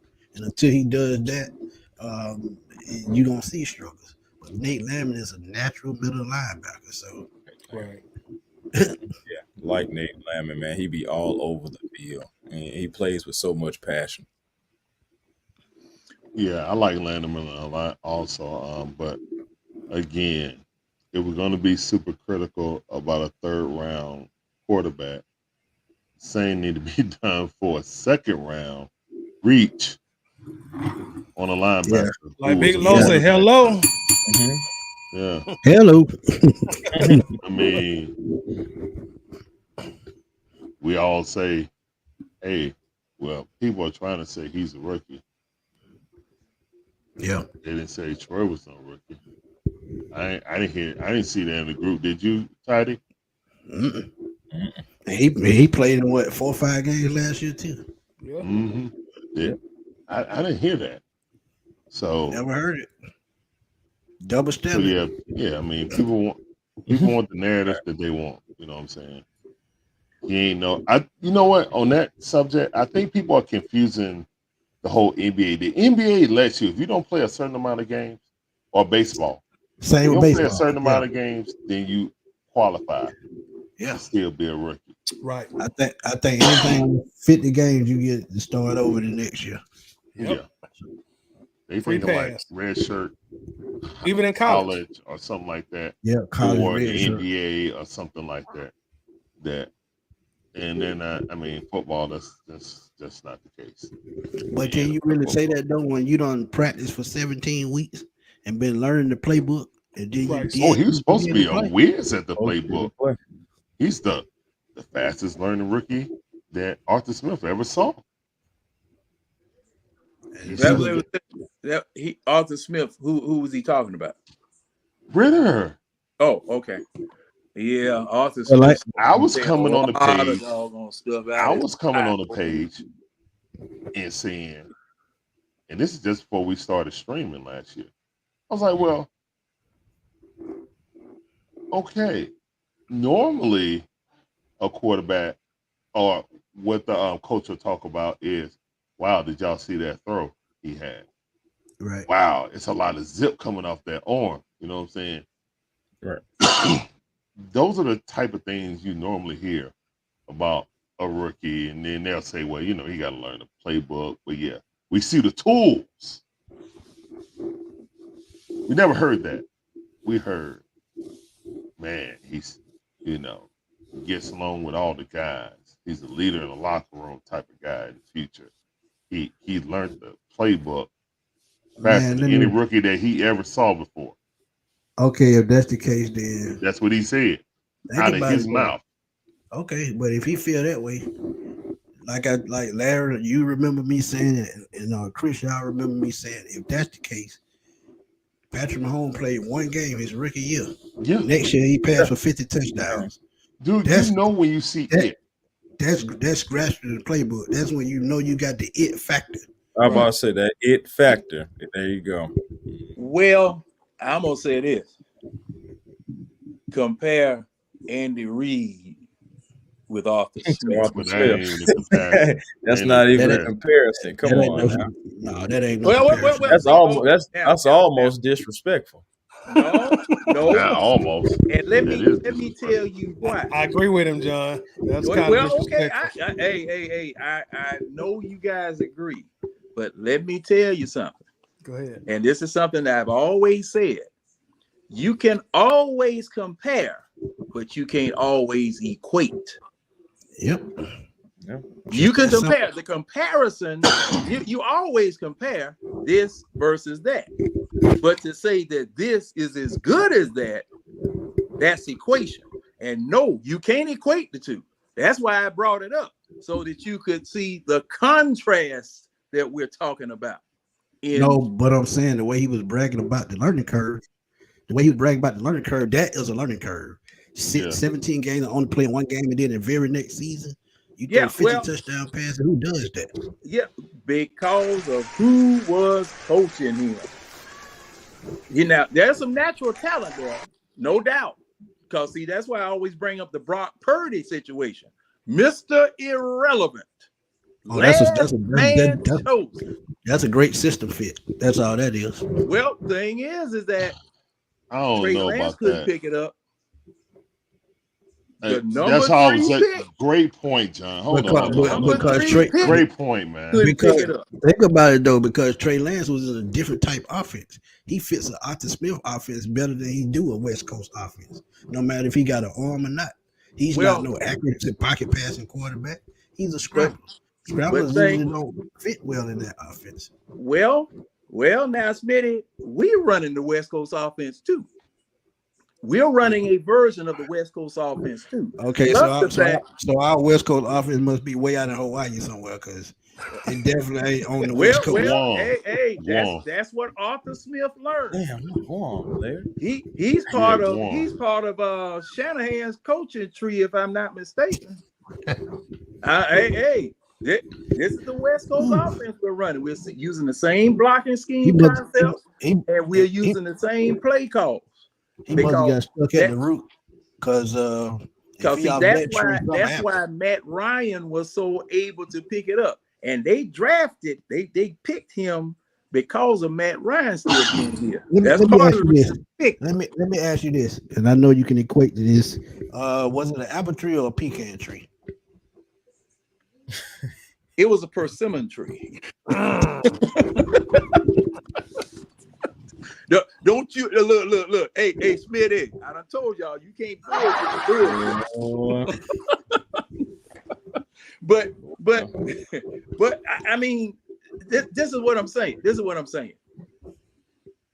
See, most of your offenses, you got three dominant systems out there. You got the Earhart Perkins, you got the Air Coryell, and you got the West Coast. And most of the teams in the NFL are running a version of the West Coast. Now they've tweaked it and adjusted it because, see, in the initial West Coast offense, there was no shotgun. When Bill Walsh introduced that, there was no shotgun. But people have integrated. It was actually an I formation back then.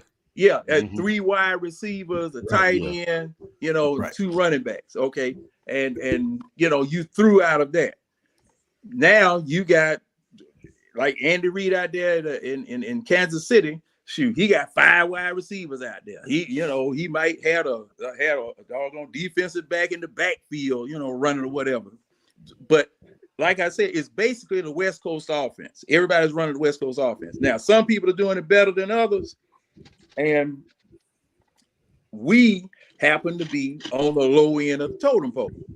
We have to be on the low end of the totem pole. So Andy Reid come from that San Francisco coaching staff. So that's why he's successful in doing it. He worked under those Bill Walsh and George Seifert and those guys.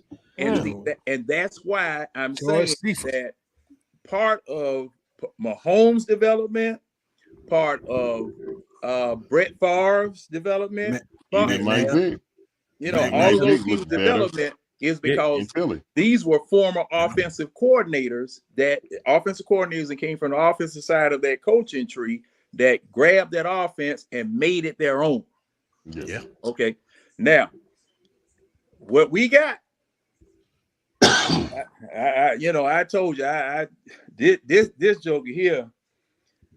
There were so many mistakes that I saw that this man made when he first got here. First of all, that very first draft pick, and it just went downhill from there, as far as I was concerned. I know what you're talking about, John. What draft pick? We have McDowell's, and they got McDonald's, basically. Coming to America. Hey, let me tell you. We got McDowell's. Fuck you too. I can put it even better than that. Price of 300, Bentley Continental. Basically. Yeah, I mean, and the only thing it has in common is it's got 4 tires on it. That's it. That's it. Rims.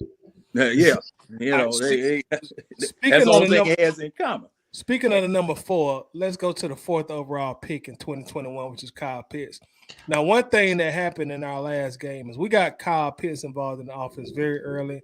And this is coming back from there had been a lot of criticism about where's Kyle and what is he doing. But Arthur Smith made a point to get him involved in the game very, very early, our last game. Do y'all think that's the key to getting this offense really going and staying in sync, getting Kyle involved early and often? Should the offense be more Kyle Pitts-centric as opposed to be John-centric? Does that help out Desmond Ridder? I'm interested to hear y'all thoughts. I say yeah, because of our reputation. The little reputation we got right now is that we are a run-first team. Right. So we're going to have to pass to set up the run instead of the other way around. Because what it after the London game, the blueprint on us, well, probably prior to the London game, the blueprint on us is that we run. All we do is run. That's the only thing we can do good is run. So That's what they talk what about every is week. a good defensive coordinator going to do against you? He's going to be prepared for the run. Yep. Stack the box because 8, 9 in the box. Yep. up until last week, our quarterback couldn't pass. Well, ain't nobody wasn't scared of no Ritter because Ritter couldn't pass. You know, but yeah, be a little bit more cautious now. Just a little. Now you got something else to look at. You got something else to look at, and we can be dangerous because of it. We have the potential to be dangerous if we do both reasonably well. Because I'm gonna tell you something else about that running game. Now, when what's the name? The guy that injured last year tore his Achilles, running back. Caleb Huntley. Yeah. Now, where's he at right now? He's still on. Nah, Didn't they put him on injury reserve for the? I thought they cut him. And they might have cut him. I think they cut him. They cut him, but he's still recovering from that injury, so he's not playing. Okay. Now, Caleb Huntley showed Algier how to run behind his line. Mm-hmm. He showed him how to run behind his line, and he was not following the line. He was cutting back. Because the line influenced, from what I was looking at last week, the line was influencing the defense so much so that there was nobody in the cutback lane. All Bijan and all Algier had to do was cut back. If anybody was in the way, they were going to get run over. Right. Or get shook They were out. going to get run over. And see, that's how Huntley, you remember that drive? I don't know who team it was. They just ran Huntley from where they got the ball at after the punt all the way to a touchdown. When that Cleveland? Cleveland. Yeah, Cleveland 12 plays, I think. 14. Yeah, 14. Yeah. All they did was run Huntley. Run the ball. All they did was run Huntley. And Huntley would follow the line sometimes. Sometimes he would cut back. And he was getting big chunks and wasn't nothing Cleveland could do about it. Yeah, it was Tecmo Bowl Raiders. Basically, that's what we did. Yeah. Bo Jackson. Yeah. So, that's something that we need to incorporate too. I said, look, man, go ahead and follow them for a second. But if you don't think you can get anything over there, cut back. Same thing with Cordarrelle Patterson. Cordarrelle Patterson doing the same thing. He was doing the same thing. Now he had a lot more vision because he was taller than Steve's favorite player. What was it, man? Old Mike Davis. Yeah. And see, Mike Davis. I feel he got a bad rap too. Because he was following that line and getting smothered. That offensive line was terrible. Yeah. He was following that line and getting smothered that year. So John, you said at first that we need to use the pass to set up the run because all we do is run, correct? Yeah, that's what our bread and butter was. That's what our bread and butter was. But then you circle back and said we need to run like I'm trying to, you know what I'm saying? No. So I'm trying to get where you were saying. Okay, what I was saying was that when we run, we need to do more some cutbacks versus following the line all the time. Okay, but what I'm asking is the question is kind of like, should we throw more or should we run more? That was the question, right, Tidy? Are we? Should we involve more running? Should we involve Kyle Pitts? Kyle Pitts, yeah. Should we? Yeah, so that's right. You said should the offense be based around Kyle Pitts? I went off on a little. Yeah, exactly. So that's why I was trying to. Yeah, I was on 285. I was cutting back. He started off on 285 and cut across 20. Got on Lakewood Park. I cut with back all kind of ways. Yeah, I cut back. I'm still running. I'm still running. On the Kyle Pitts part, I think the offense runs best with the run, and we stuck with the run. That's why Kyle Pitts was open. Yep. So we need to don't abandon the run just because they put 8 in the box. Make them prove that they can stop it. Right. Play action works when you actually prove that you can run the ball. Like play action was not working against the Lions when you didn't prove that you could run. Like Well, they started out that It's game ran 4 straight passes. yeah, that's Man. what I'm saying. Like you didn't even establish the run. You coming out throwing play action when you ain't even ran the ball yet. Oh my And bad, throw you one- did run the ball. And throw You got one 7 screen yards. pass. Throw one screen pass, and now nothing during the game. But see, now Detroit, you know, I didn't read that much into Detroit's first game against Kansas City because Kelsey wasn't there. Yeah.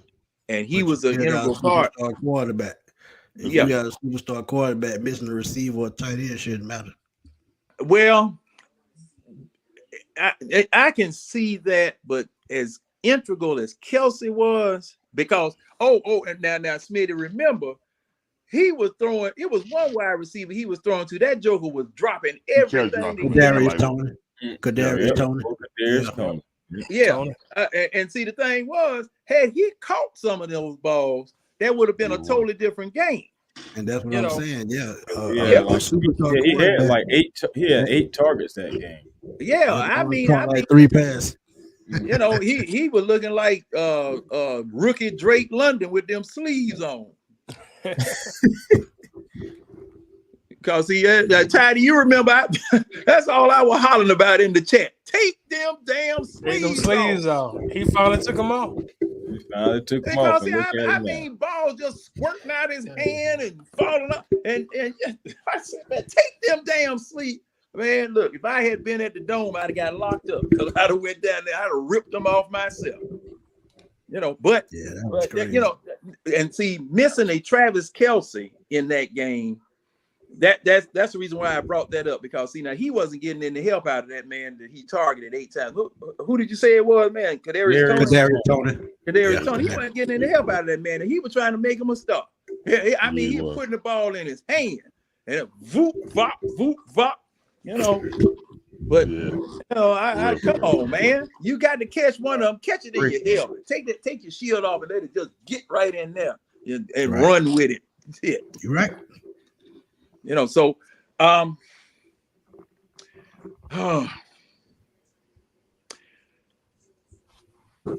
you know, a lot is now this game Sunday is going to be another kind of one of those semi-important games, because see, now next week week after next we got to play Tampa Bay in Tampa on the road, starting out. And I'm gonna tell you, I'm gonna ask y'all this, and me and Chris and Larry talked about it already about pass rushing and our need for another pass rusher. Who realistically can the Falcons go out and get to help that pass rush? Because as I look at their depth chart, they only have 2 pass rushers behind the starters. So you need at least one more in the rotation. Realistically, who can they go out and get? Is Hunter still on the table? Most likely, because the Vikings, by the time they reach Atlanta, they like 1-6. So yeah, and they already rebuilt because Justin Jefferson out. So yeah, for the next 4 games, no Jefferson. Yeah, I mean, they had to clear that cap space for something, man. I'm waiting for them to make that move. They didn't do that for no reason. Yeah, Frank Clark got because released. you got to remember too, Van Jefferson's still on his rookie deal, so he don't cost nothing. They got him. Will he play Sunday? They got him for a pack of flaming hot Cheetos and a Sprite. That's some Annihilator cherry. That's Annihilator cherry, right? Man, Right. that sounds like an extinction event.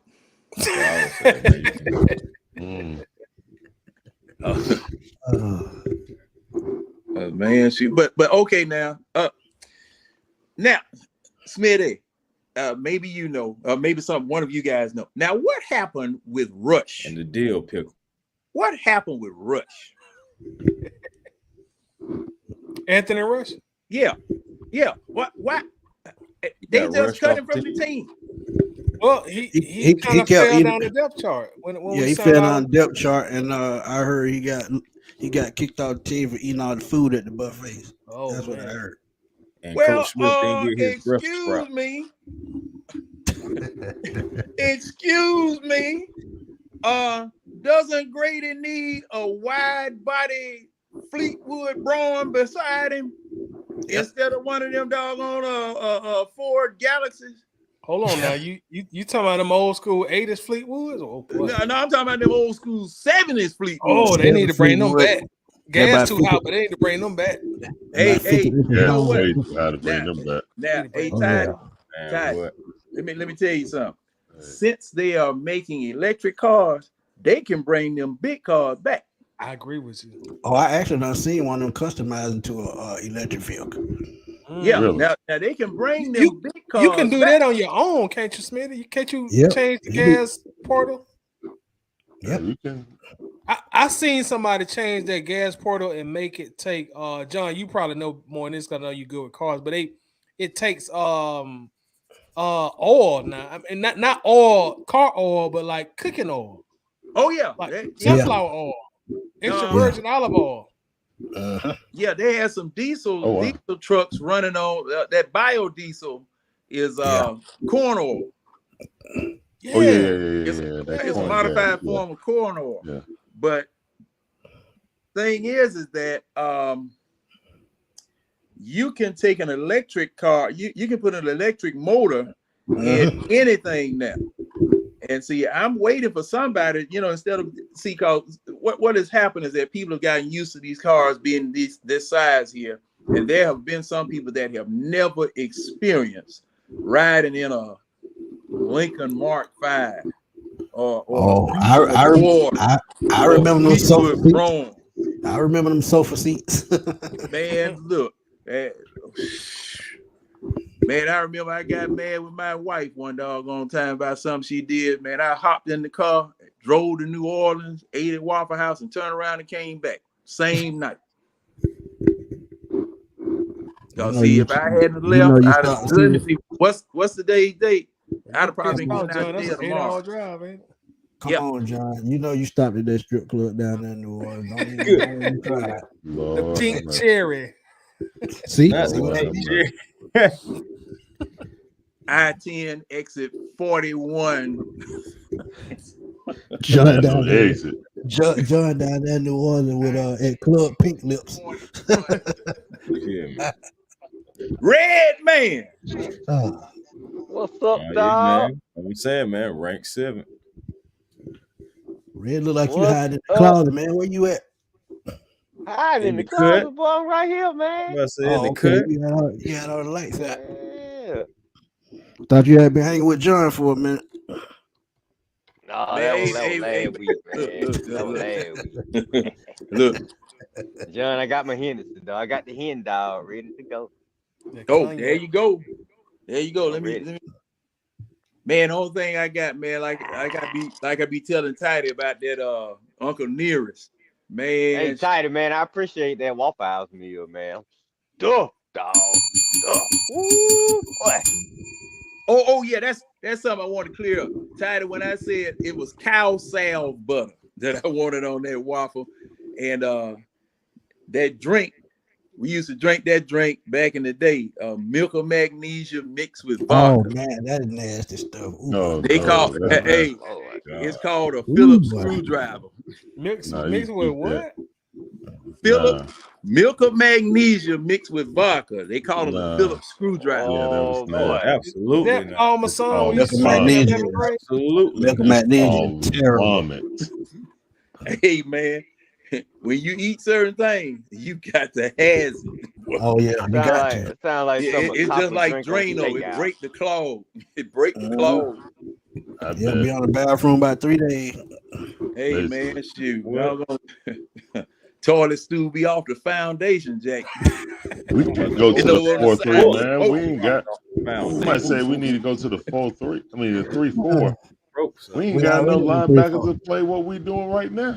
We I already in saw that. 3-4. I saw that comment, Yeah, Larry. we I in the think I ignored 3-4. it. We, I mean, shoot. And they But, really been, we you want to be real, they really been running the 4-2-5. Yeah, They that's ain't what it really looked had like. A three bear linebackers. defense. It looked like a Yeah. bear defense. Yeah. Yeah. What they call it 4-6. Yeah. Same Yeah. thing. well, but we still got to find. See, and you all correct me if I'm wrong. your defensive linemen are not really supposed to be responsible for sacks, depending upon what type of defense that you are trying to run. Because see now, you need your 2 interior linemen supposed to be pocket crushers, taking as many people with them as they can. And if they get a sack, fine. But your linebackers are supposed to be getting those sacks or blitzing safeties and corners. If I really understand how this thing works, because what I'm Well, seeing, I could think of a few. I could think of one guy who would have handled 2 guys by himself, but I ain't gonna bring that Jalen up. Carter. That's exactly. I say it. And I say it. Also, it's 15 seconds left. 33-36, Colorado, and Stanford got the ball driving, trying to tie it up. Oh, Well, thanks they for ain't field reminding goal me, range Larry. right now. Yo, I was looking at that game. Let me ask y'all this real quick because we getting close to the trading deadline. Now, the Falcons defense right now is currently ranked 7th overall in the NFL, and I'm sure we all dreamed of that. Let me ask y'all this: we just traded for Ben Johnson, excuse me. Do y'all think if we make another move before the trade deadline, it's more important to add defense, maybe preferably a pass rusher, or do you do something to instill a more potent offense? We rank, I think, 25th, 26th. Oh, pass rusher. pass So rush, man. We don't need Pass nothing on rush. offense. Hey, Right we tackle. need to get We this need to get defense. that pass rush. Right but tackle. let me Yeah. ask you this, Red. Okay, you said it's more important to get defense. So, in your opinion, is it more important to improve a 7th ranked defense or a 25th ranked offense? Pat, I need a right Tidy. tackle. Tidy. Our head coach specialty is offense. It's his job to improve his 25th ranked offense. Do you We trust got the that? 7th ranked defense. Man, I want to build on that right now while we got it. We the number 7. Top 10 is But what we wanted. I'm gonna tell you how they can And I'm gonna improve it. tell you Get who better. out there that ain't nobody talking about. Denver just released Frank Clark. Why haven't the Falcons should have picked him up before Denver even got him last year? Now he out there and we wasting time again. Bring this man into the team so we can have an elite pass rusher. He gonna make everybody better. Y'all just don't understand what a guy like that Hey, does for the Red. defense, man. Hey, Red, you preaching to the choir 8.5 because I sacks. said the exact same thing, man. I said the exact 8.5 same thing. sacks, dog. 13 13 and a half in the playoffs. playoffs. Yeah, Yep. man. That's a game Winston. record right there. So 2 y'all Super say- Bowl And rings. for- So y'all say 2 Super Bowl defense rings. right now. 2 Super Bowl rings. Man, we good on offense. And- We progressing. It's Arthur's job to keep us progressing. Hold on, Ray. Are we really good on offense though? No, Are I'm saying we good on offense? no. We progressing, and it's Arthur's job to keep us progressing because he got enough pieces now. Let me give you the numbers, Ray. We're averaging 16.6 points per game in 5 games. That's not good on offense. Well, no. We're progressing. Progressing. It's Arthur's job to keep us. Does one game mean progression, or does that mean you just had one good game? With the defense we got, we gonna be in every game. We just need the offense to make a few plays every game. I'd rather get a right tackle, man. Let me screenshot this. Let me screenshot this real quick. Yeah, save that. Getting the ball Save back that. to Screenshot it. I got you. I screenshot you. it. Improve that, man. We don't have the defense to play Or a center. Baltimore. Oh man, what did I miss? We can't play 2002, 2012 Baltimore defense. We don't have the defense for that. I'm gonna tell you what they more productive. We have to be we ain't more got that type of productive on defense. offense.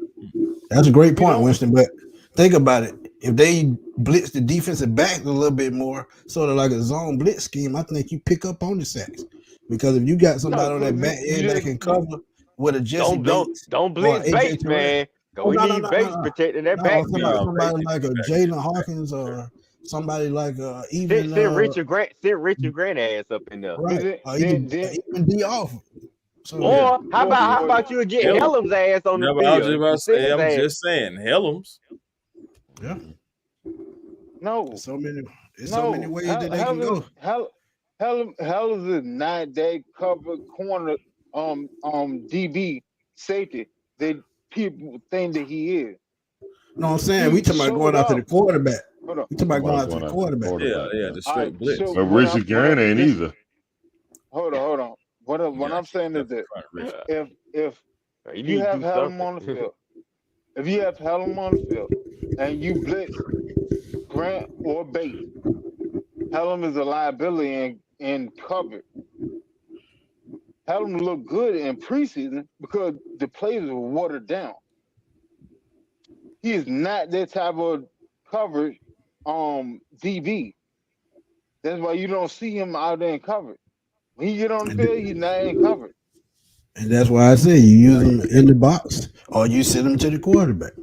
That's what he's good at. That's what he's good at. So yeah, it's just that easy, man.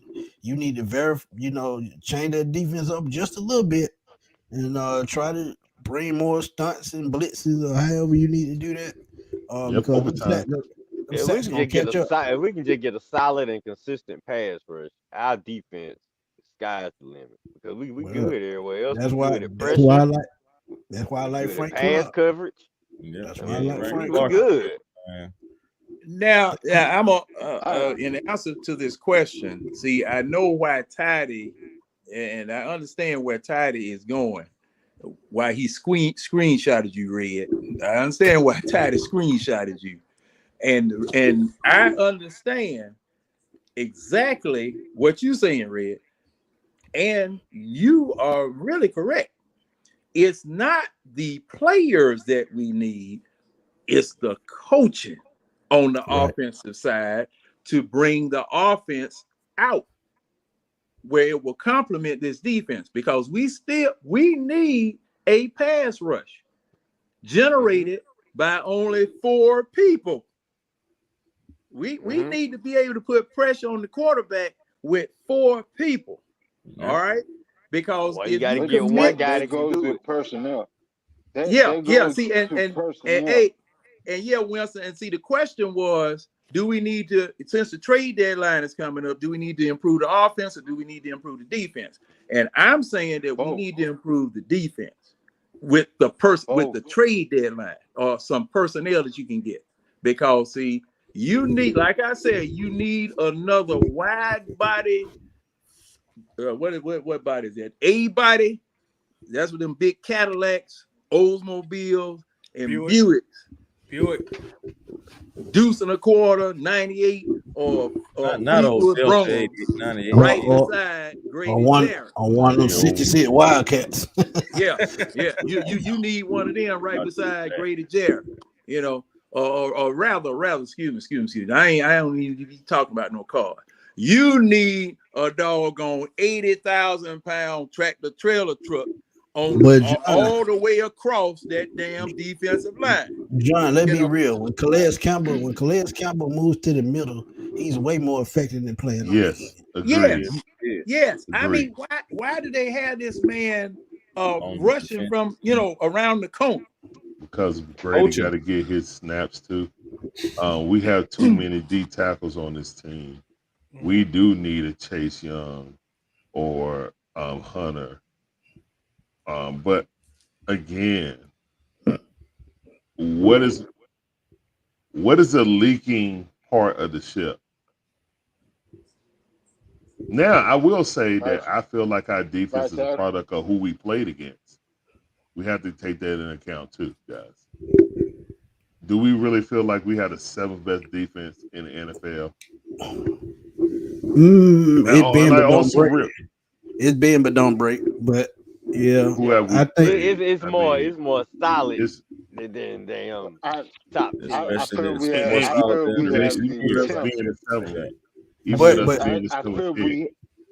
But Larry, can you really say that though? Knowing CJ Stroud throwing for 300 yards a game, can you really say that that's not a good offense? I think no. I agree they have a young up and coming offense, but what I'm saying is that I think our defense will be around 13 to 15. That's how it feels to me. You know what I'm saying? That's how it feels to me. But that's a much better. Our offense is ass, bro. And we can, let me tell y'all a secret. Hey, Larry, that's because our offensive coach is. No, but guess what? But guess what, Red? There's a turnstile over there that you can get a sack on McGarry. Man, How much you weigh? You just run around his ass. And He guess ain't gonna what, be able to Larry? move his feet. Athletic. It's a reason Lindstrom was playing bad at the beginning of the season. Because he's trying to help that sorry ass. But Exactly. at the same time, there's a reason that this offensive line is ranked 6th best in the league. Winston, you talking too loud, man. We whispering over here. But look, this offensive line is ranked 6th best in the league. In run blocking. Now, that's because they know how to run forward and not backwards. Okay, well, okay, we know the whispering now. Overall. Now, they showed the Yeah, stat. you're right. They showed the stat before the game, bro, that they was 31st with the pass. After the 31st pass blocking efficiency. Yeah. Oh, that's hard. After the last game, it was 6th best overall. Okay, after the last game, so we played that team after as a whole. Can we be honest about things? Can we honestly be honest about things? Yeah, Colorado defense. Your job is not your job as an offensive lineman to sit there and hold a block for 3.5 seconds or more. No, it's not. Caleb McGarry can't even get 1.3. McGarry ain't getting hands on people, Winston. Right. He's not even touching people. He's whiffing, bro. It does matter. All right. So then, therefore, your quarterback hasn't had the pocket presence to step up and reestablish what? The entire right side is open, Winston. Stop. Hold on. You cannot sit there and blame everything on Caleb McGarry. I literally watched McGarry get. I watched Jonnu Smith. I watched Jonnu Smith chip defensive lineman all game. Yeah. And he still can't get his feet out there, bro. Yeah. He got slow. It's a jam and go. How can he not get in front of the man? Yeah, he pick his feet. I'm giving that dude excuse. He pick his feet up like he got gout. Can't we get out of that? Don't remind. Don't remind. When you said don't remind. When you said what was the leaking part? I said the right tackle. I said the right tackle. Yeah. All right. We can all agree that we definitely could do better at right tackle. Can we not? Yes. Somebody. But at the same time, you have to understand your coach, because Storm Norton is the same thing as Caleb McGarry. I don't know why people sit there and think that he's better than him. He's not. He's definitely not. Go look at the childhood highlights and shit that he have. He's worse than Caleb McGarry. And that's your swing tackle. McGarry has allowed only 2 sacks. That's what I'm saying. Everybody keeps sitting there trying to say that it's McGarry, but it's not really McGarry. He's doing his job. He's pushing people out of the way. What's happening is Ritter's sitting back there panicking and drifting into a sack. Like, I put it to you like this. If I'm a quarterback and I know that my weakest point on the line is the right tackle, and I sit there and count 1, 2, 3 Mississippi, why would I drift to the right? Why would I drift to the weakest part of my pass protection? That doesn't make sense. Because your center getting manhandled and getting pushed up the middle. Doesn't you matter. Got nowhere else to go. So if that, hold on, yes you do. That's a lie. If your center is getting manhandled up the middle, then you know which way you need to step. If he getting manhandled and he come out of his left shoulder, you go to the right. If he getting manhandled and he come out of the right shoulder, then you go to the left. It's common sense stuff. Yeah, but think Stop about it. stop blaming everybody else for it. If he ain't progressed up here, that don't matter. Well, it's You not can even That's move. that. exactly what I'm saying. It's not even that, man. What I'm They do saying. games. That What? it's common sense things. So you can't sit there and blame everybody else for what your quarterback is doing. Yeah. This common sense shit. Am I the only one that noticed that most teams, when they send 4 on us, we have 5 in there, possibly say, there's 5 offensive linemen and 4 defensive linemen, right? So technically, when you send in a 4-man rush, technically, if your line is good, you should not be pressured. But then on top of that, you're chipping with Jonnu Smith. And I don't know. I mean, I'm not saying that Ritter's perfect. I'm not saying that. Now He does drift into sacks. I agree with you. Yeah, but bro, I've seen jailbreaks over there on chip block. That should never happen. Hey, and they actually got called for clipping a couple times. That plus, you are a prisoner of the moment. Tyler just said that the man only been accredited 2 sacks, so it can't be jailbreaks over there. Well, that's what I'm saying. I'm gonna say this too. As a prisoner of the moment, you're getting caught into that. Well, hey, that's right. You can't show some of this stuff.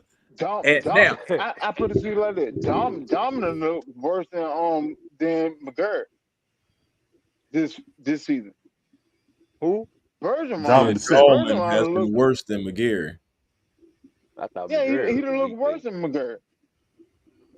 Now, Dahlman getting pushed around up the middle a little bit. Well, that's what I was saying, like the blitz in his face while he drift. That's what I was talking about. Then Ritter drift, and because when Ritter drift into a sack, McGurk get a sack. That's not on McGurk. So when you start looking at numbers can be skewed. Right. Numbers can be skewed. They're like you gotta actually watch the game and see what's going on. Yeah, but with that right side, when McGarry was getting help, I saw a couple of times they got called for clipping because both of them engaged on one man because they couldn't block him, so they had to clip him. But I remember that. I remember that play. Yeah. Now, also, we've been getting overpowered on the entire line of scrimmage. Lindstrom, McGarry, Dahlman, Jake Matthews, everybody. Mono. They've been coming straight up Peachtree Street. They've been coming around Lucky Street. They've been coming from Auburn Avenue. They've been coming from everywhere, just knocking Falcons over. And Ritter didn't make it any better standing up there staring at the doggone receiver, patting the ball, and it's time ticking. When he was getting rid of that ball last Sunday, the line was breaking down around it. It was breaking down around him, but when he got rid of the ball, that took care of everything. Made the line look good. Made everything look good. Because he wasn't staring, he was decisive. And it was the same thing that was going on when Matt Ryan was quarterback.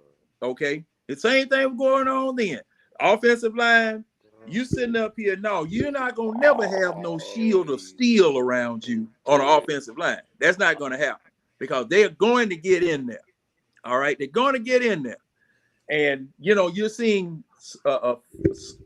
quicker and quicker time to throw times being listed every week. I'm watching that stat like a hawk. To see what everybody else is doing and what they are doing with the time that they have on average to throw the ball. But these offensive lines, if they're making it where defensive lines cannot get back there to the quarterback because everybody trying to get rid of the ball quick now. Everybody is. So Dahlman. Now I've been telling y'all for the past year. I'm glad Ritter got kids already because Dahlman is gonna castrate that man. That man ain't gonna be able. That man gonna have a colostomy bag on his side because he gonna hit him nuts and he gonna kill it. You been looking like Lamar. See, man, I mean, when that joker hiked the ball, it's just like he trying to doggone kick a field goal. Hey, fellas, let me ask y'all a question. So, what do you think we should do with Washington front four? With who? Keep an extra tight end up on the line, or keep Keith Smith in the game to block in the backfield. Yeah, I like Keith Smith.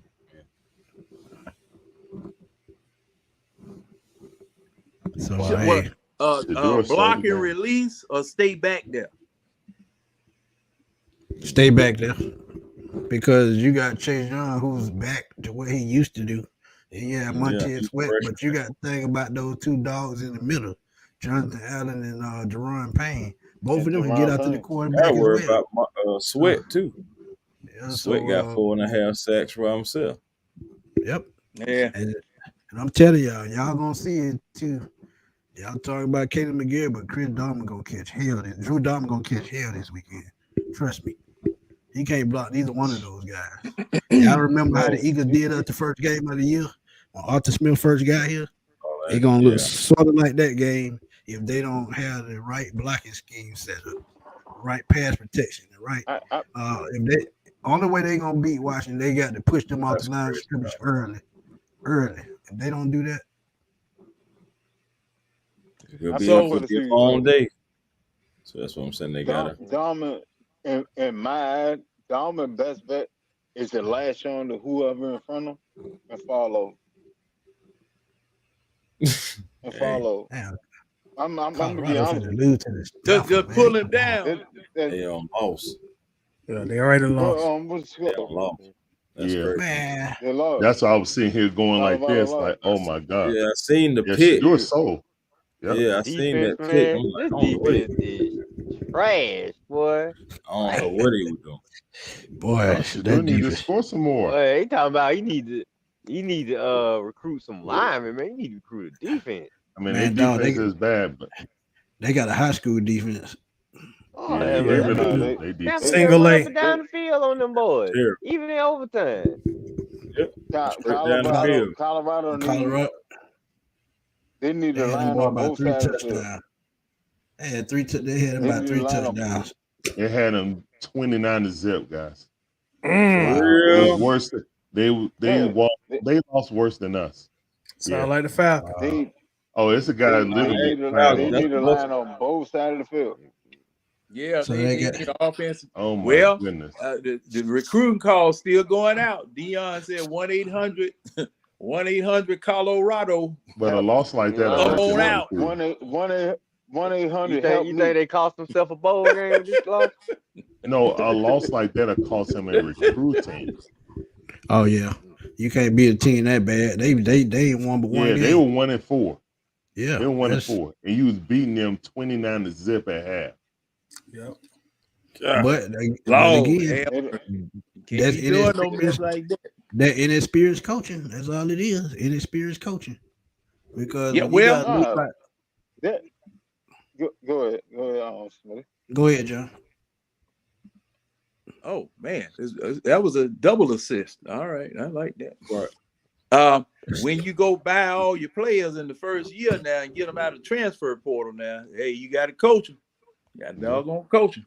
Because these are transfer portal folk. I mean, he went to the big grocery store, spent up all the money, got this. But hey, man, he playing with house money right now. You know that. Yeah. He playing with house money. Yeah, they weren't expecting much. They only won one game last year. They already on triple that. Yeah, see, there you go. And they already talking about renegotiating Dion's deal. Oh, he already got it. No, they already did it. Yeah, he's paid. He's the highest paid now.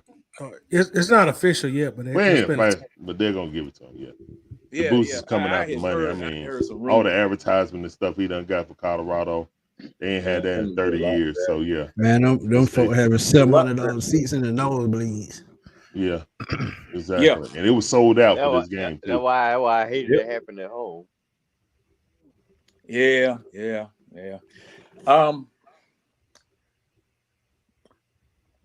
But going forward now, now when is the trade deadline, y'all? When is it? Halloween. At the end of the month. Yeah, Okay. Halloween. October 31st. Treat somebody, you get a treat on the field. I'm gonna tell you who would help the Falcons, but they elevator ain't going to the top right now. That's Chandler Jones. If the Falcons get their hand on Chandler Jones, Red, I'm telling you. Yeah, you know good well. All Blink ain't bringing that psycho over here, man. I'm just saying, talent wise. Talent wise, you think of a lot of guys you can bring. I mean, Randy Gregory could have been a name, but we probably wouldn't have bought him over here because he weed problems. And Chandler, I don't know what's going on with Chandler and the Raiders. I mean, boy, this dude. And think about it. Think about it. When his brother turned 32, I think he had the same psychological problem. So I mean, is it really that, or is it? I mean, I ain't saying it's not, but I'm saying knowing the Raiders, John Jones going through it too. Yeah, that's what I'm saying. His brother, his brother, he going through the same thing. Yeah. If they weren't gonna get Jalen Carter, they not gonna get Chandler Jones. What's the problem? They definitely ain't getting Chandler Jones. Doing the same thing too. What's the problem with him? I don't know. They flip out. Yeah, I got to be honest. About 32, they flip out. To be honest, I think they both suffer from schizophrenia. That's what it seems like to me. Oh, so, man, I ain't know that's serious. Yeah, that's what it seems like to me, because as I look at his brother, when he was in MMA, they kicked him out for the exact same thing. Wait a minute, his brother is the fighter? John Jones. Yeah, that's John Jones. Man. Yeah, that's his brother. Yeah, he had the same. Some of this shit starting to make sense now. His other brother is Andrew Jones from Baltimore. Right. Oh, boy, I thought you were about to say. No, hey, Larry. I thought Winston lost his side. Andrew Jones from not the legend.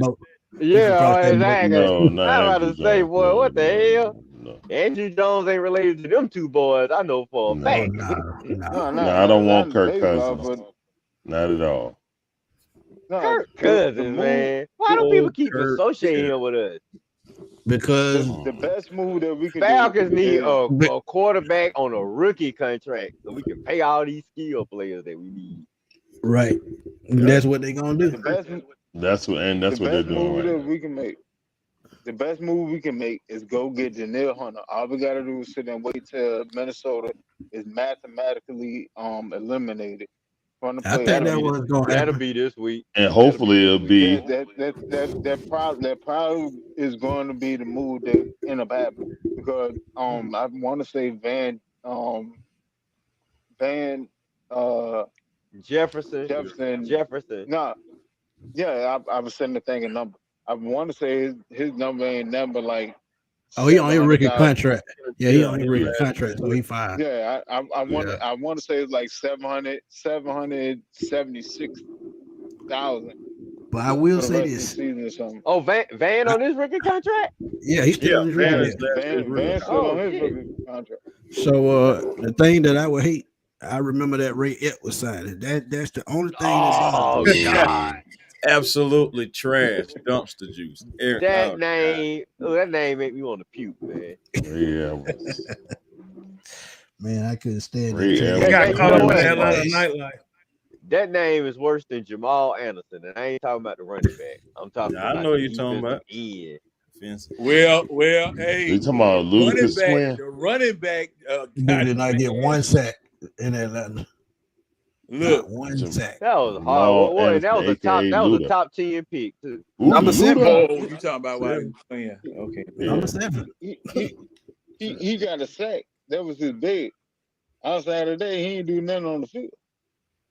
Yeah. Whew, gosh. All right, y'all, take place. John Jones is back fighting. He a heavyweight champion again. Oh yeah, heck yeah.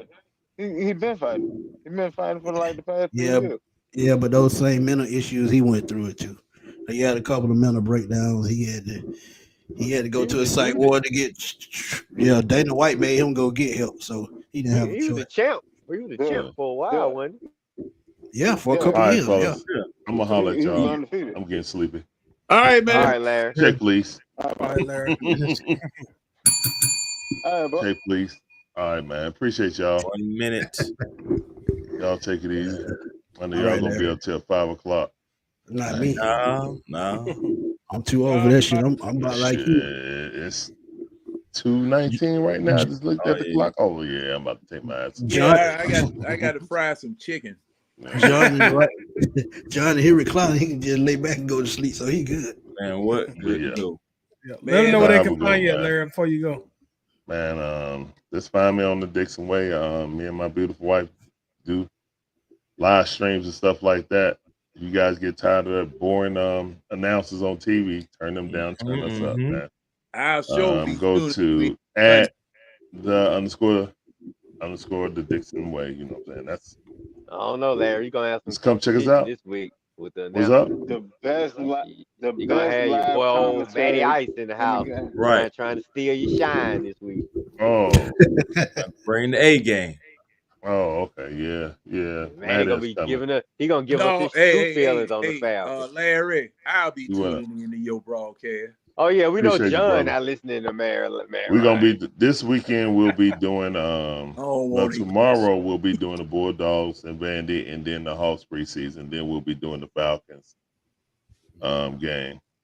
And I'm gonna do the Texas thing. I can't do Philly, man. I refuse to do that. So I'm gonna do I got some area to fill, so I'm gonna do the Astros and what's the name? But that's gonna fill once that's over with. It's just straight Hawks and Falcons. To be honest, after that, because preseason is so gapped up, you know what I'm saying. So I'm just like, yeah. I'll do the American League Championship Series. I ain't doing the National League. Nope. Now, are we allowed to drink during your Hawks podcast? I just want to keep myself excited. You can. I try to keep it exciting, but I mean, Hawks and they 1 star. if that's what you want to do, then yeah.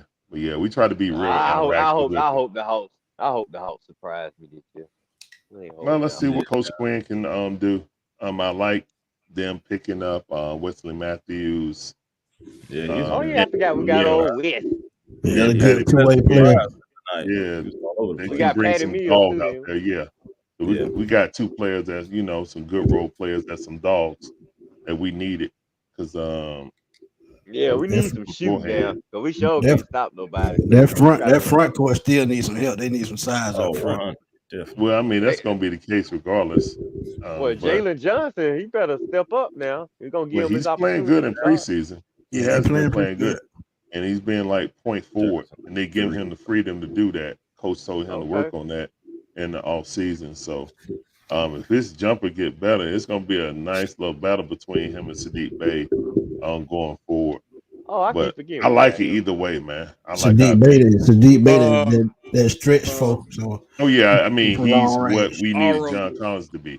We can trade Hunter. Sorry. He played in the preseason. I'm wondering.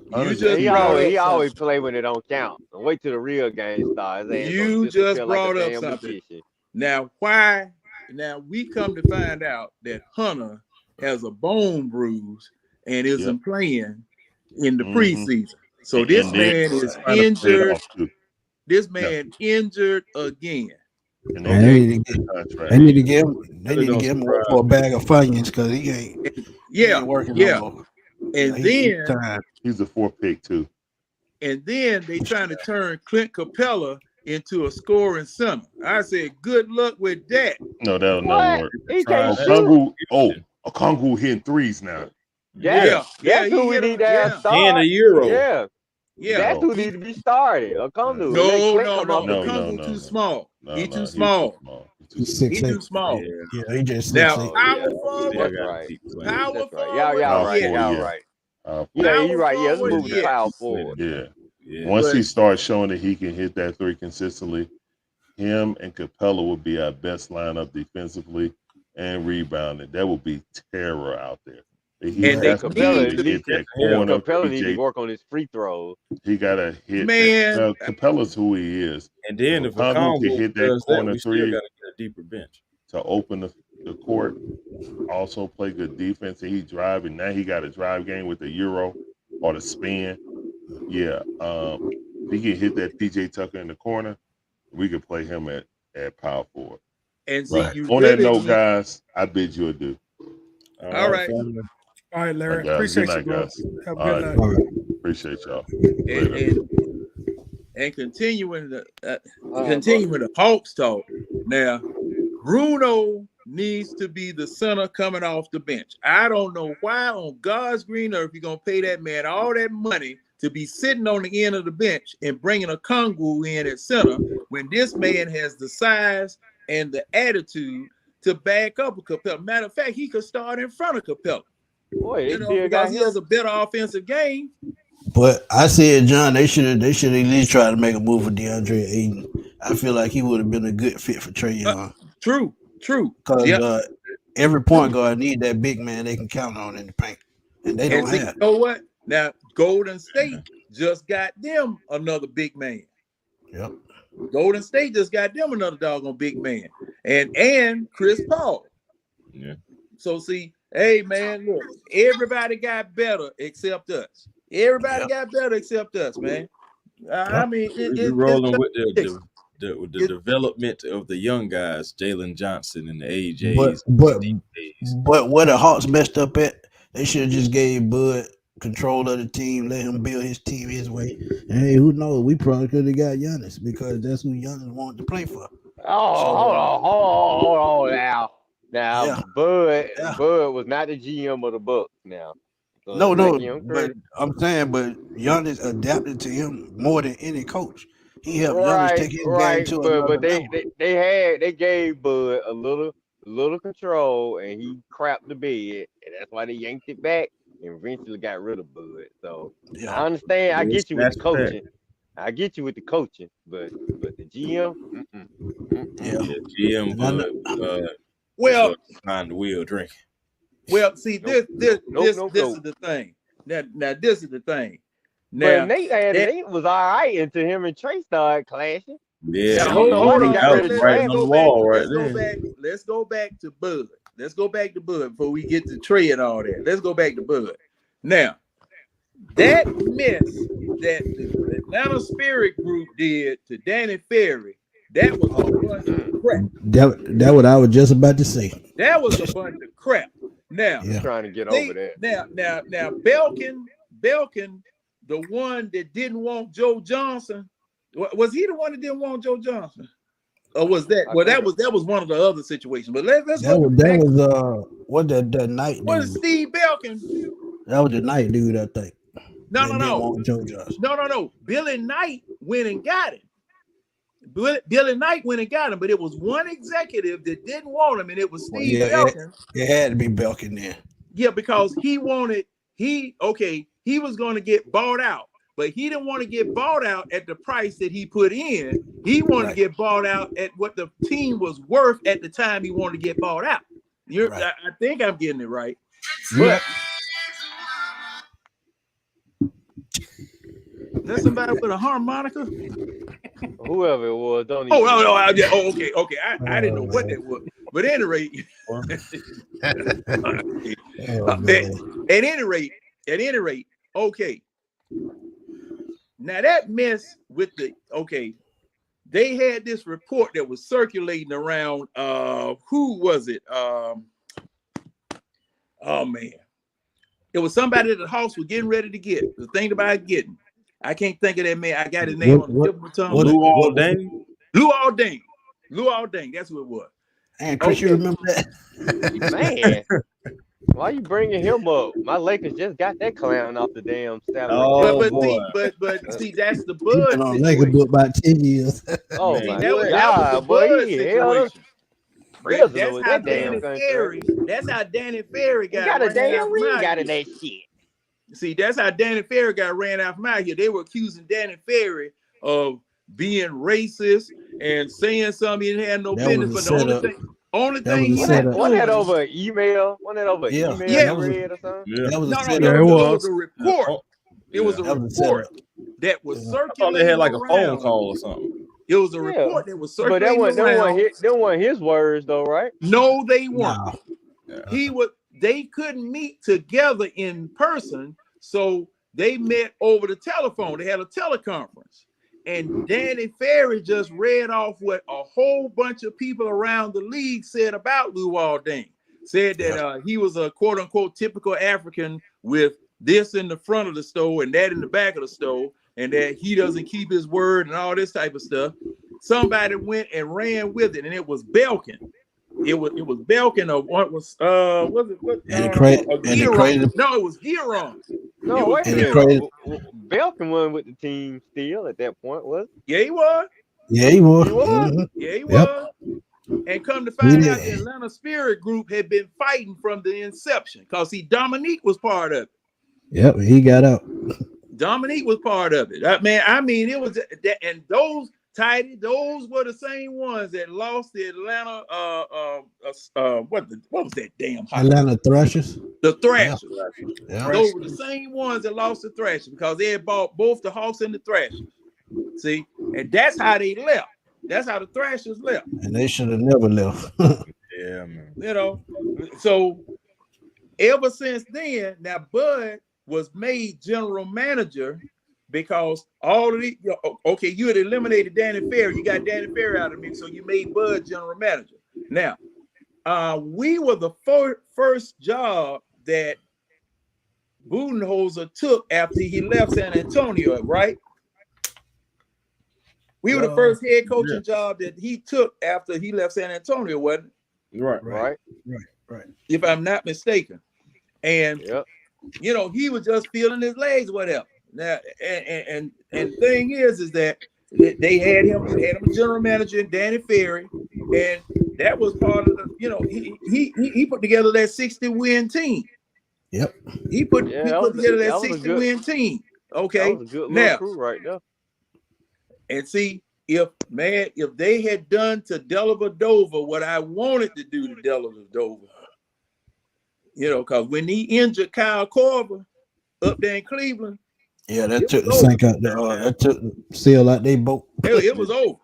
You know, your killer 3-point shooter was gone. Because I mean, that doggone Kyle Korver had one of the smoothest 3-pointers I've ever seen in my life. I mean, he did.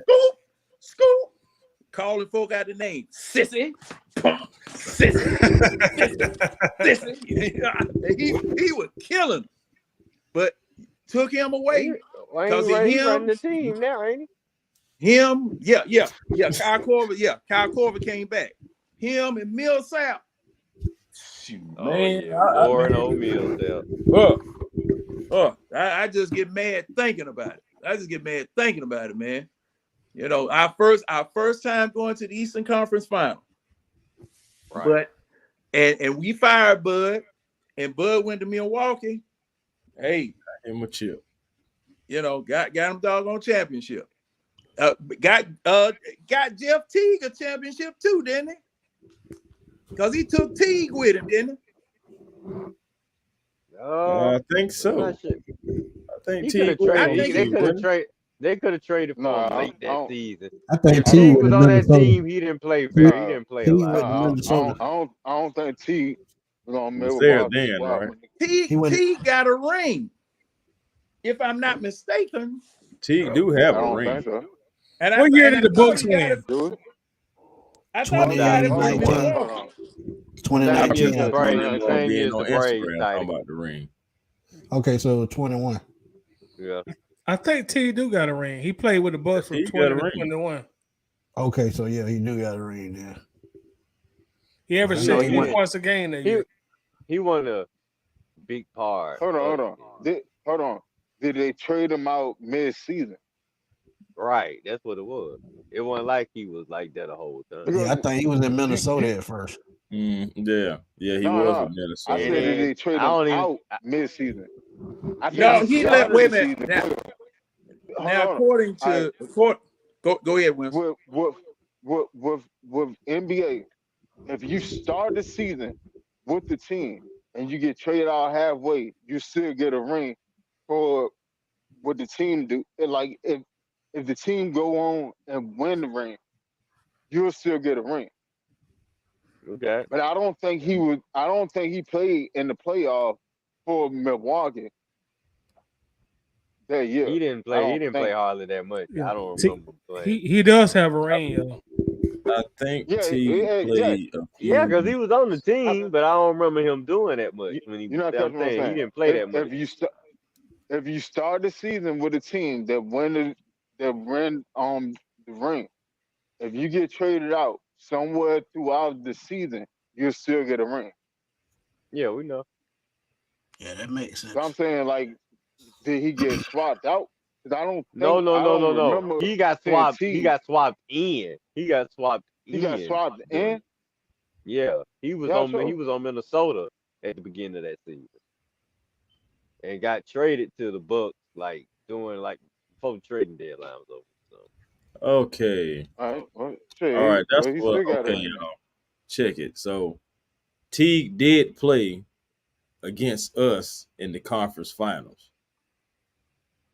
Because one game he had 11 points. Yeah, that's right. That's He did. That's right. I keep forgetting they played us. They beat us in the conference finals. And thing was, he left. Okay. It was the He last went- game where they eliminated us.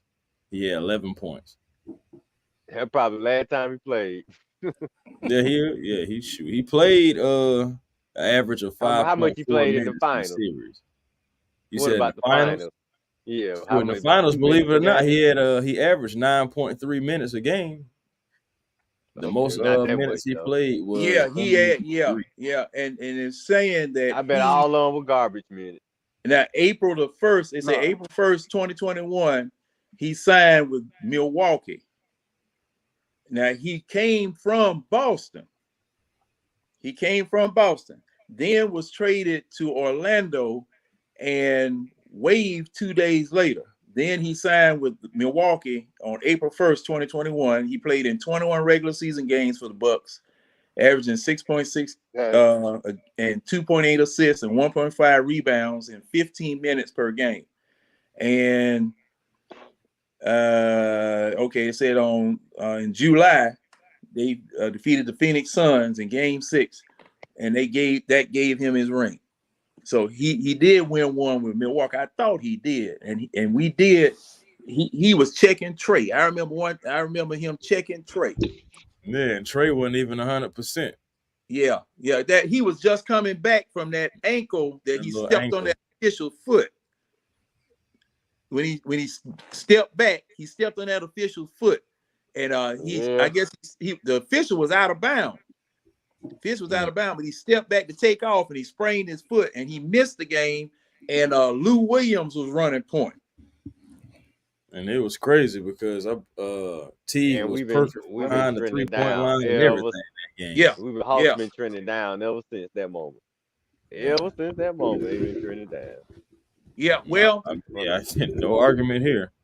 Well, the problem with it was we weren't really built to really do anything. It was Trae Young, man. I mean, that whole thing was Trae Young, man. I mean, this joker scoring 50 points a game, ending games on hero shots, shooting from wherever it was he wanted to shoot from. I mean, and hitting.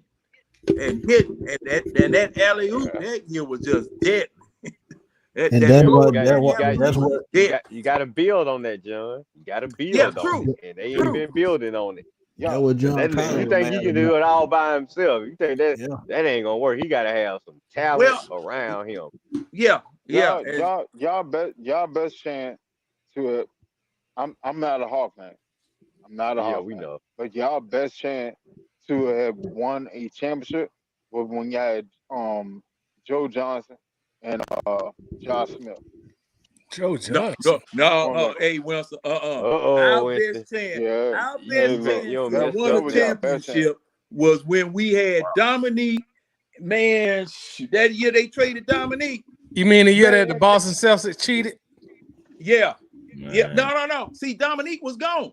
Dominique, they traded Dominique. No, he was there that year, John. He's talking about the I'm 86 season. I'm You talking talking about 86, 86, 87. 86, No, 87. you talking I'm about talking the about the 90s. year that Dennis Johnson walked and they didn't kick and they didn't call it. You talking about the Yeah, that 86, was John. 87. Yeah. That was you talking the about one when they we lost went to in game 7 overtime, right? when we went to game 7 in Boston. Right. When the Hawks was up, Overtime. I think 3-2 going to Boston. Then that game go to overtime. No, we were 3-3. When we went to Boston, it was tied up 3 because we blew an opportunity to close Boston out in the Omni. That's what I'm saying. But the Hawks was up 3-2 that series and they didn't convert. And Larry Bird said, "You know what? You had your chance. Now y'all got to come back to Boston. We're gonna whoop y'all ass." Well, they had 86, 87. Now that had to be chance 86, Joe Johnson 86. and Josh Smith. Yeah. No. Well, the best chance was the Dominique years. Yeah.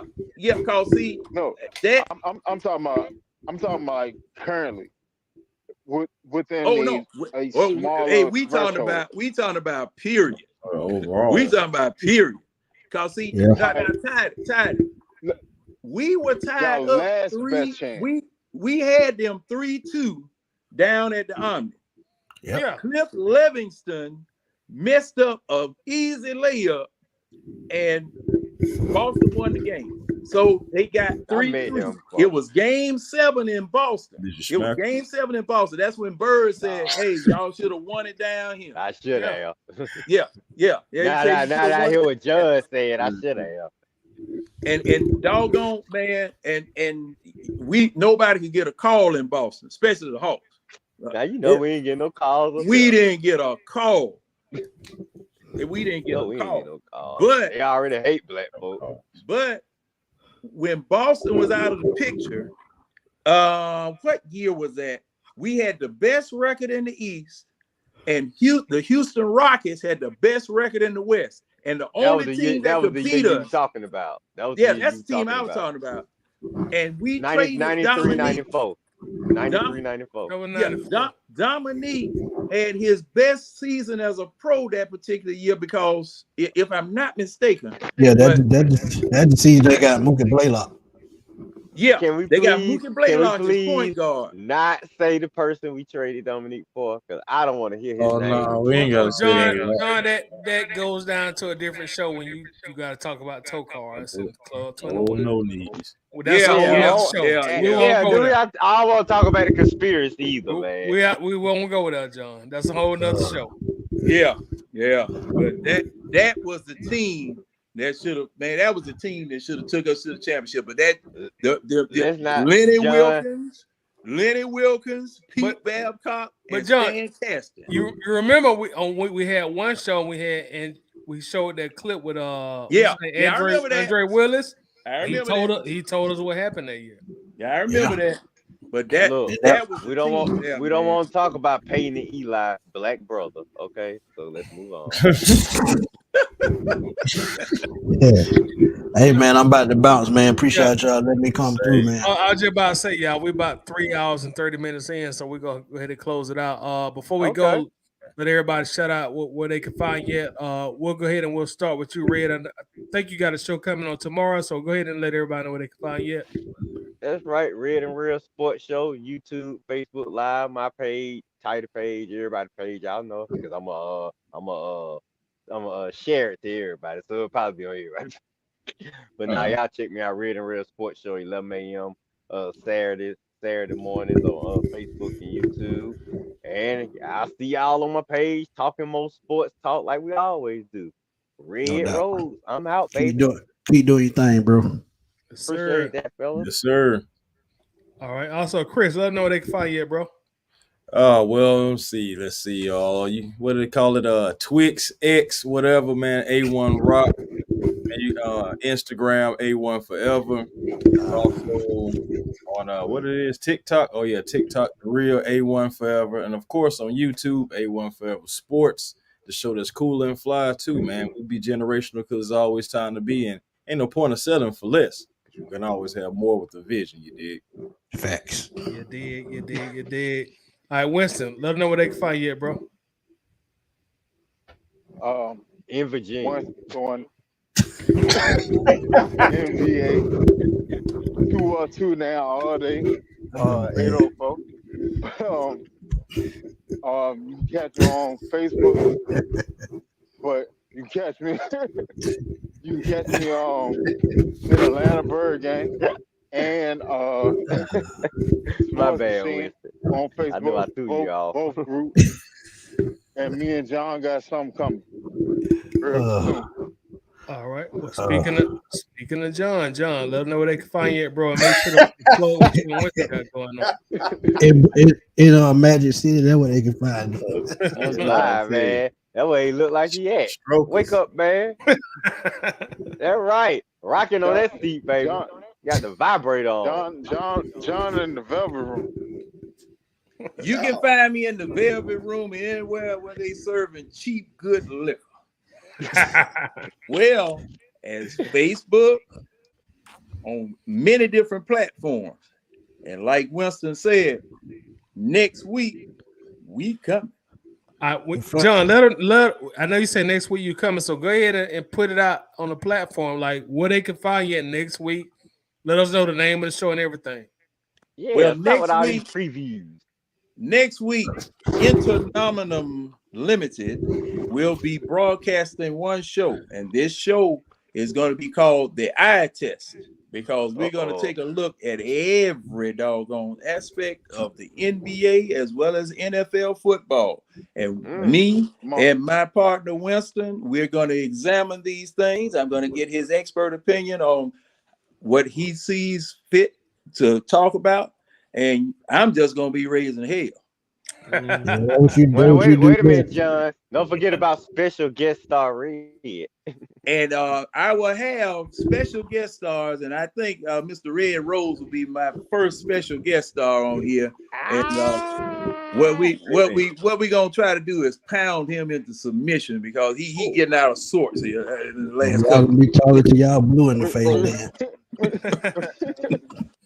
All right, Smooth Smitty, you on deck, bro. Let them know where they can find you. Yeah, man. Find me on YouTube, Smitty Sports Machine. Everybody come. Find me on Smitty Sports Machine on YouTube, on TikTok, and on Spotify. That's where I'm at. That's where I be. And you can find me on Twix at FatBoySlim_21, man. That's where I drop everything. All right, Smitty, I'm gonna check you out, big dog. Hey Smitty, what's your Spotify channel? Smitty Sports Machine, same thing. All right, y'all, and hey, make sure to lock in with everybody, man. We appreciate everybody interaction. We appreciate everybody checking in. We're officially out of here. We'll be back next Friday. Falcons versus the Washington, whatever they call themselves nowadays. Falcons will win that game. We're gonna go up 42. I want to thank everybody for coming in. Peace and love. I'm gonna make you watch an episode of Snowfall, Tidy. No, peace out. We out.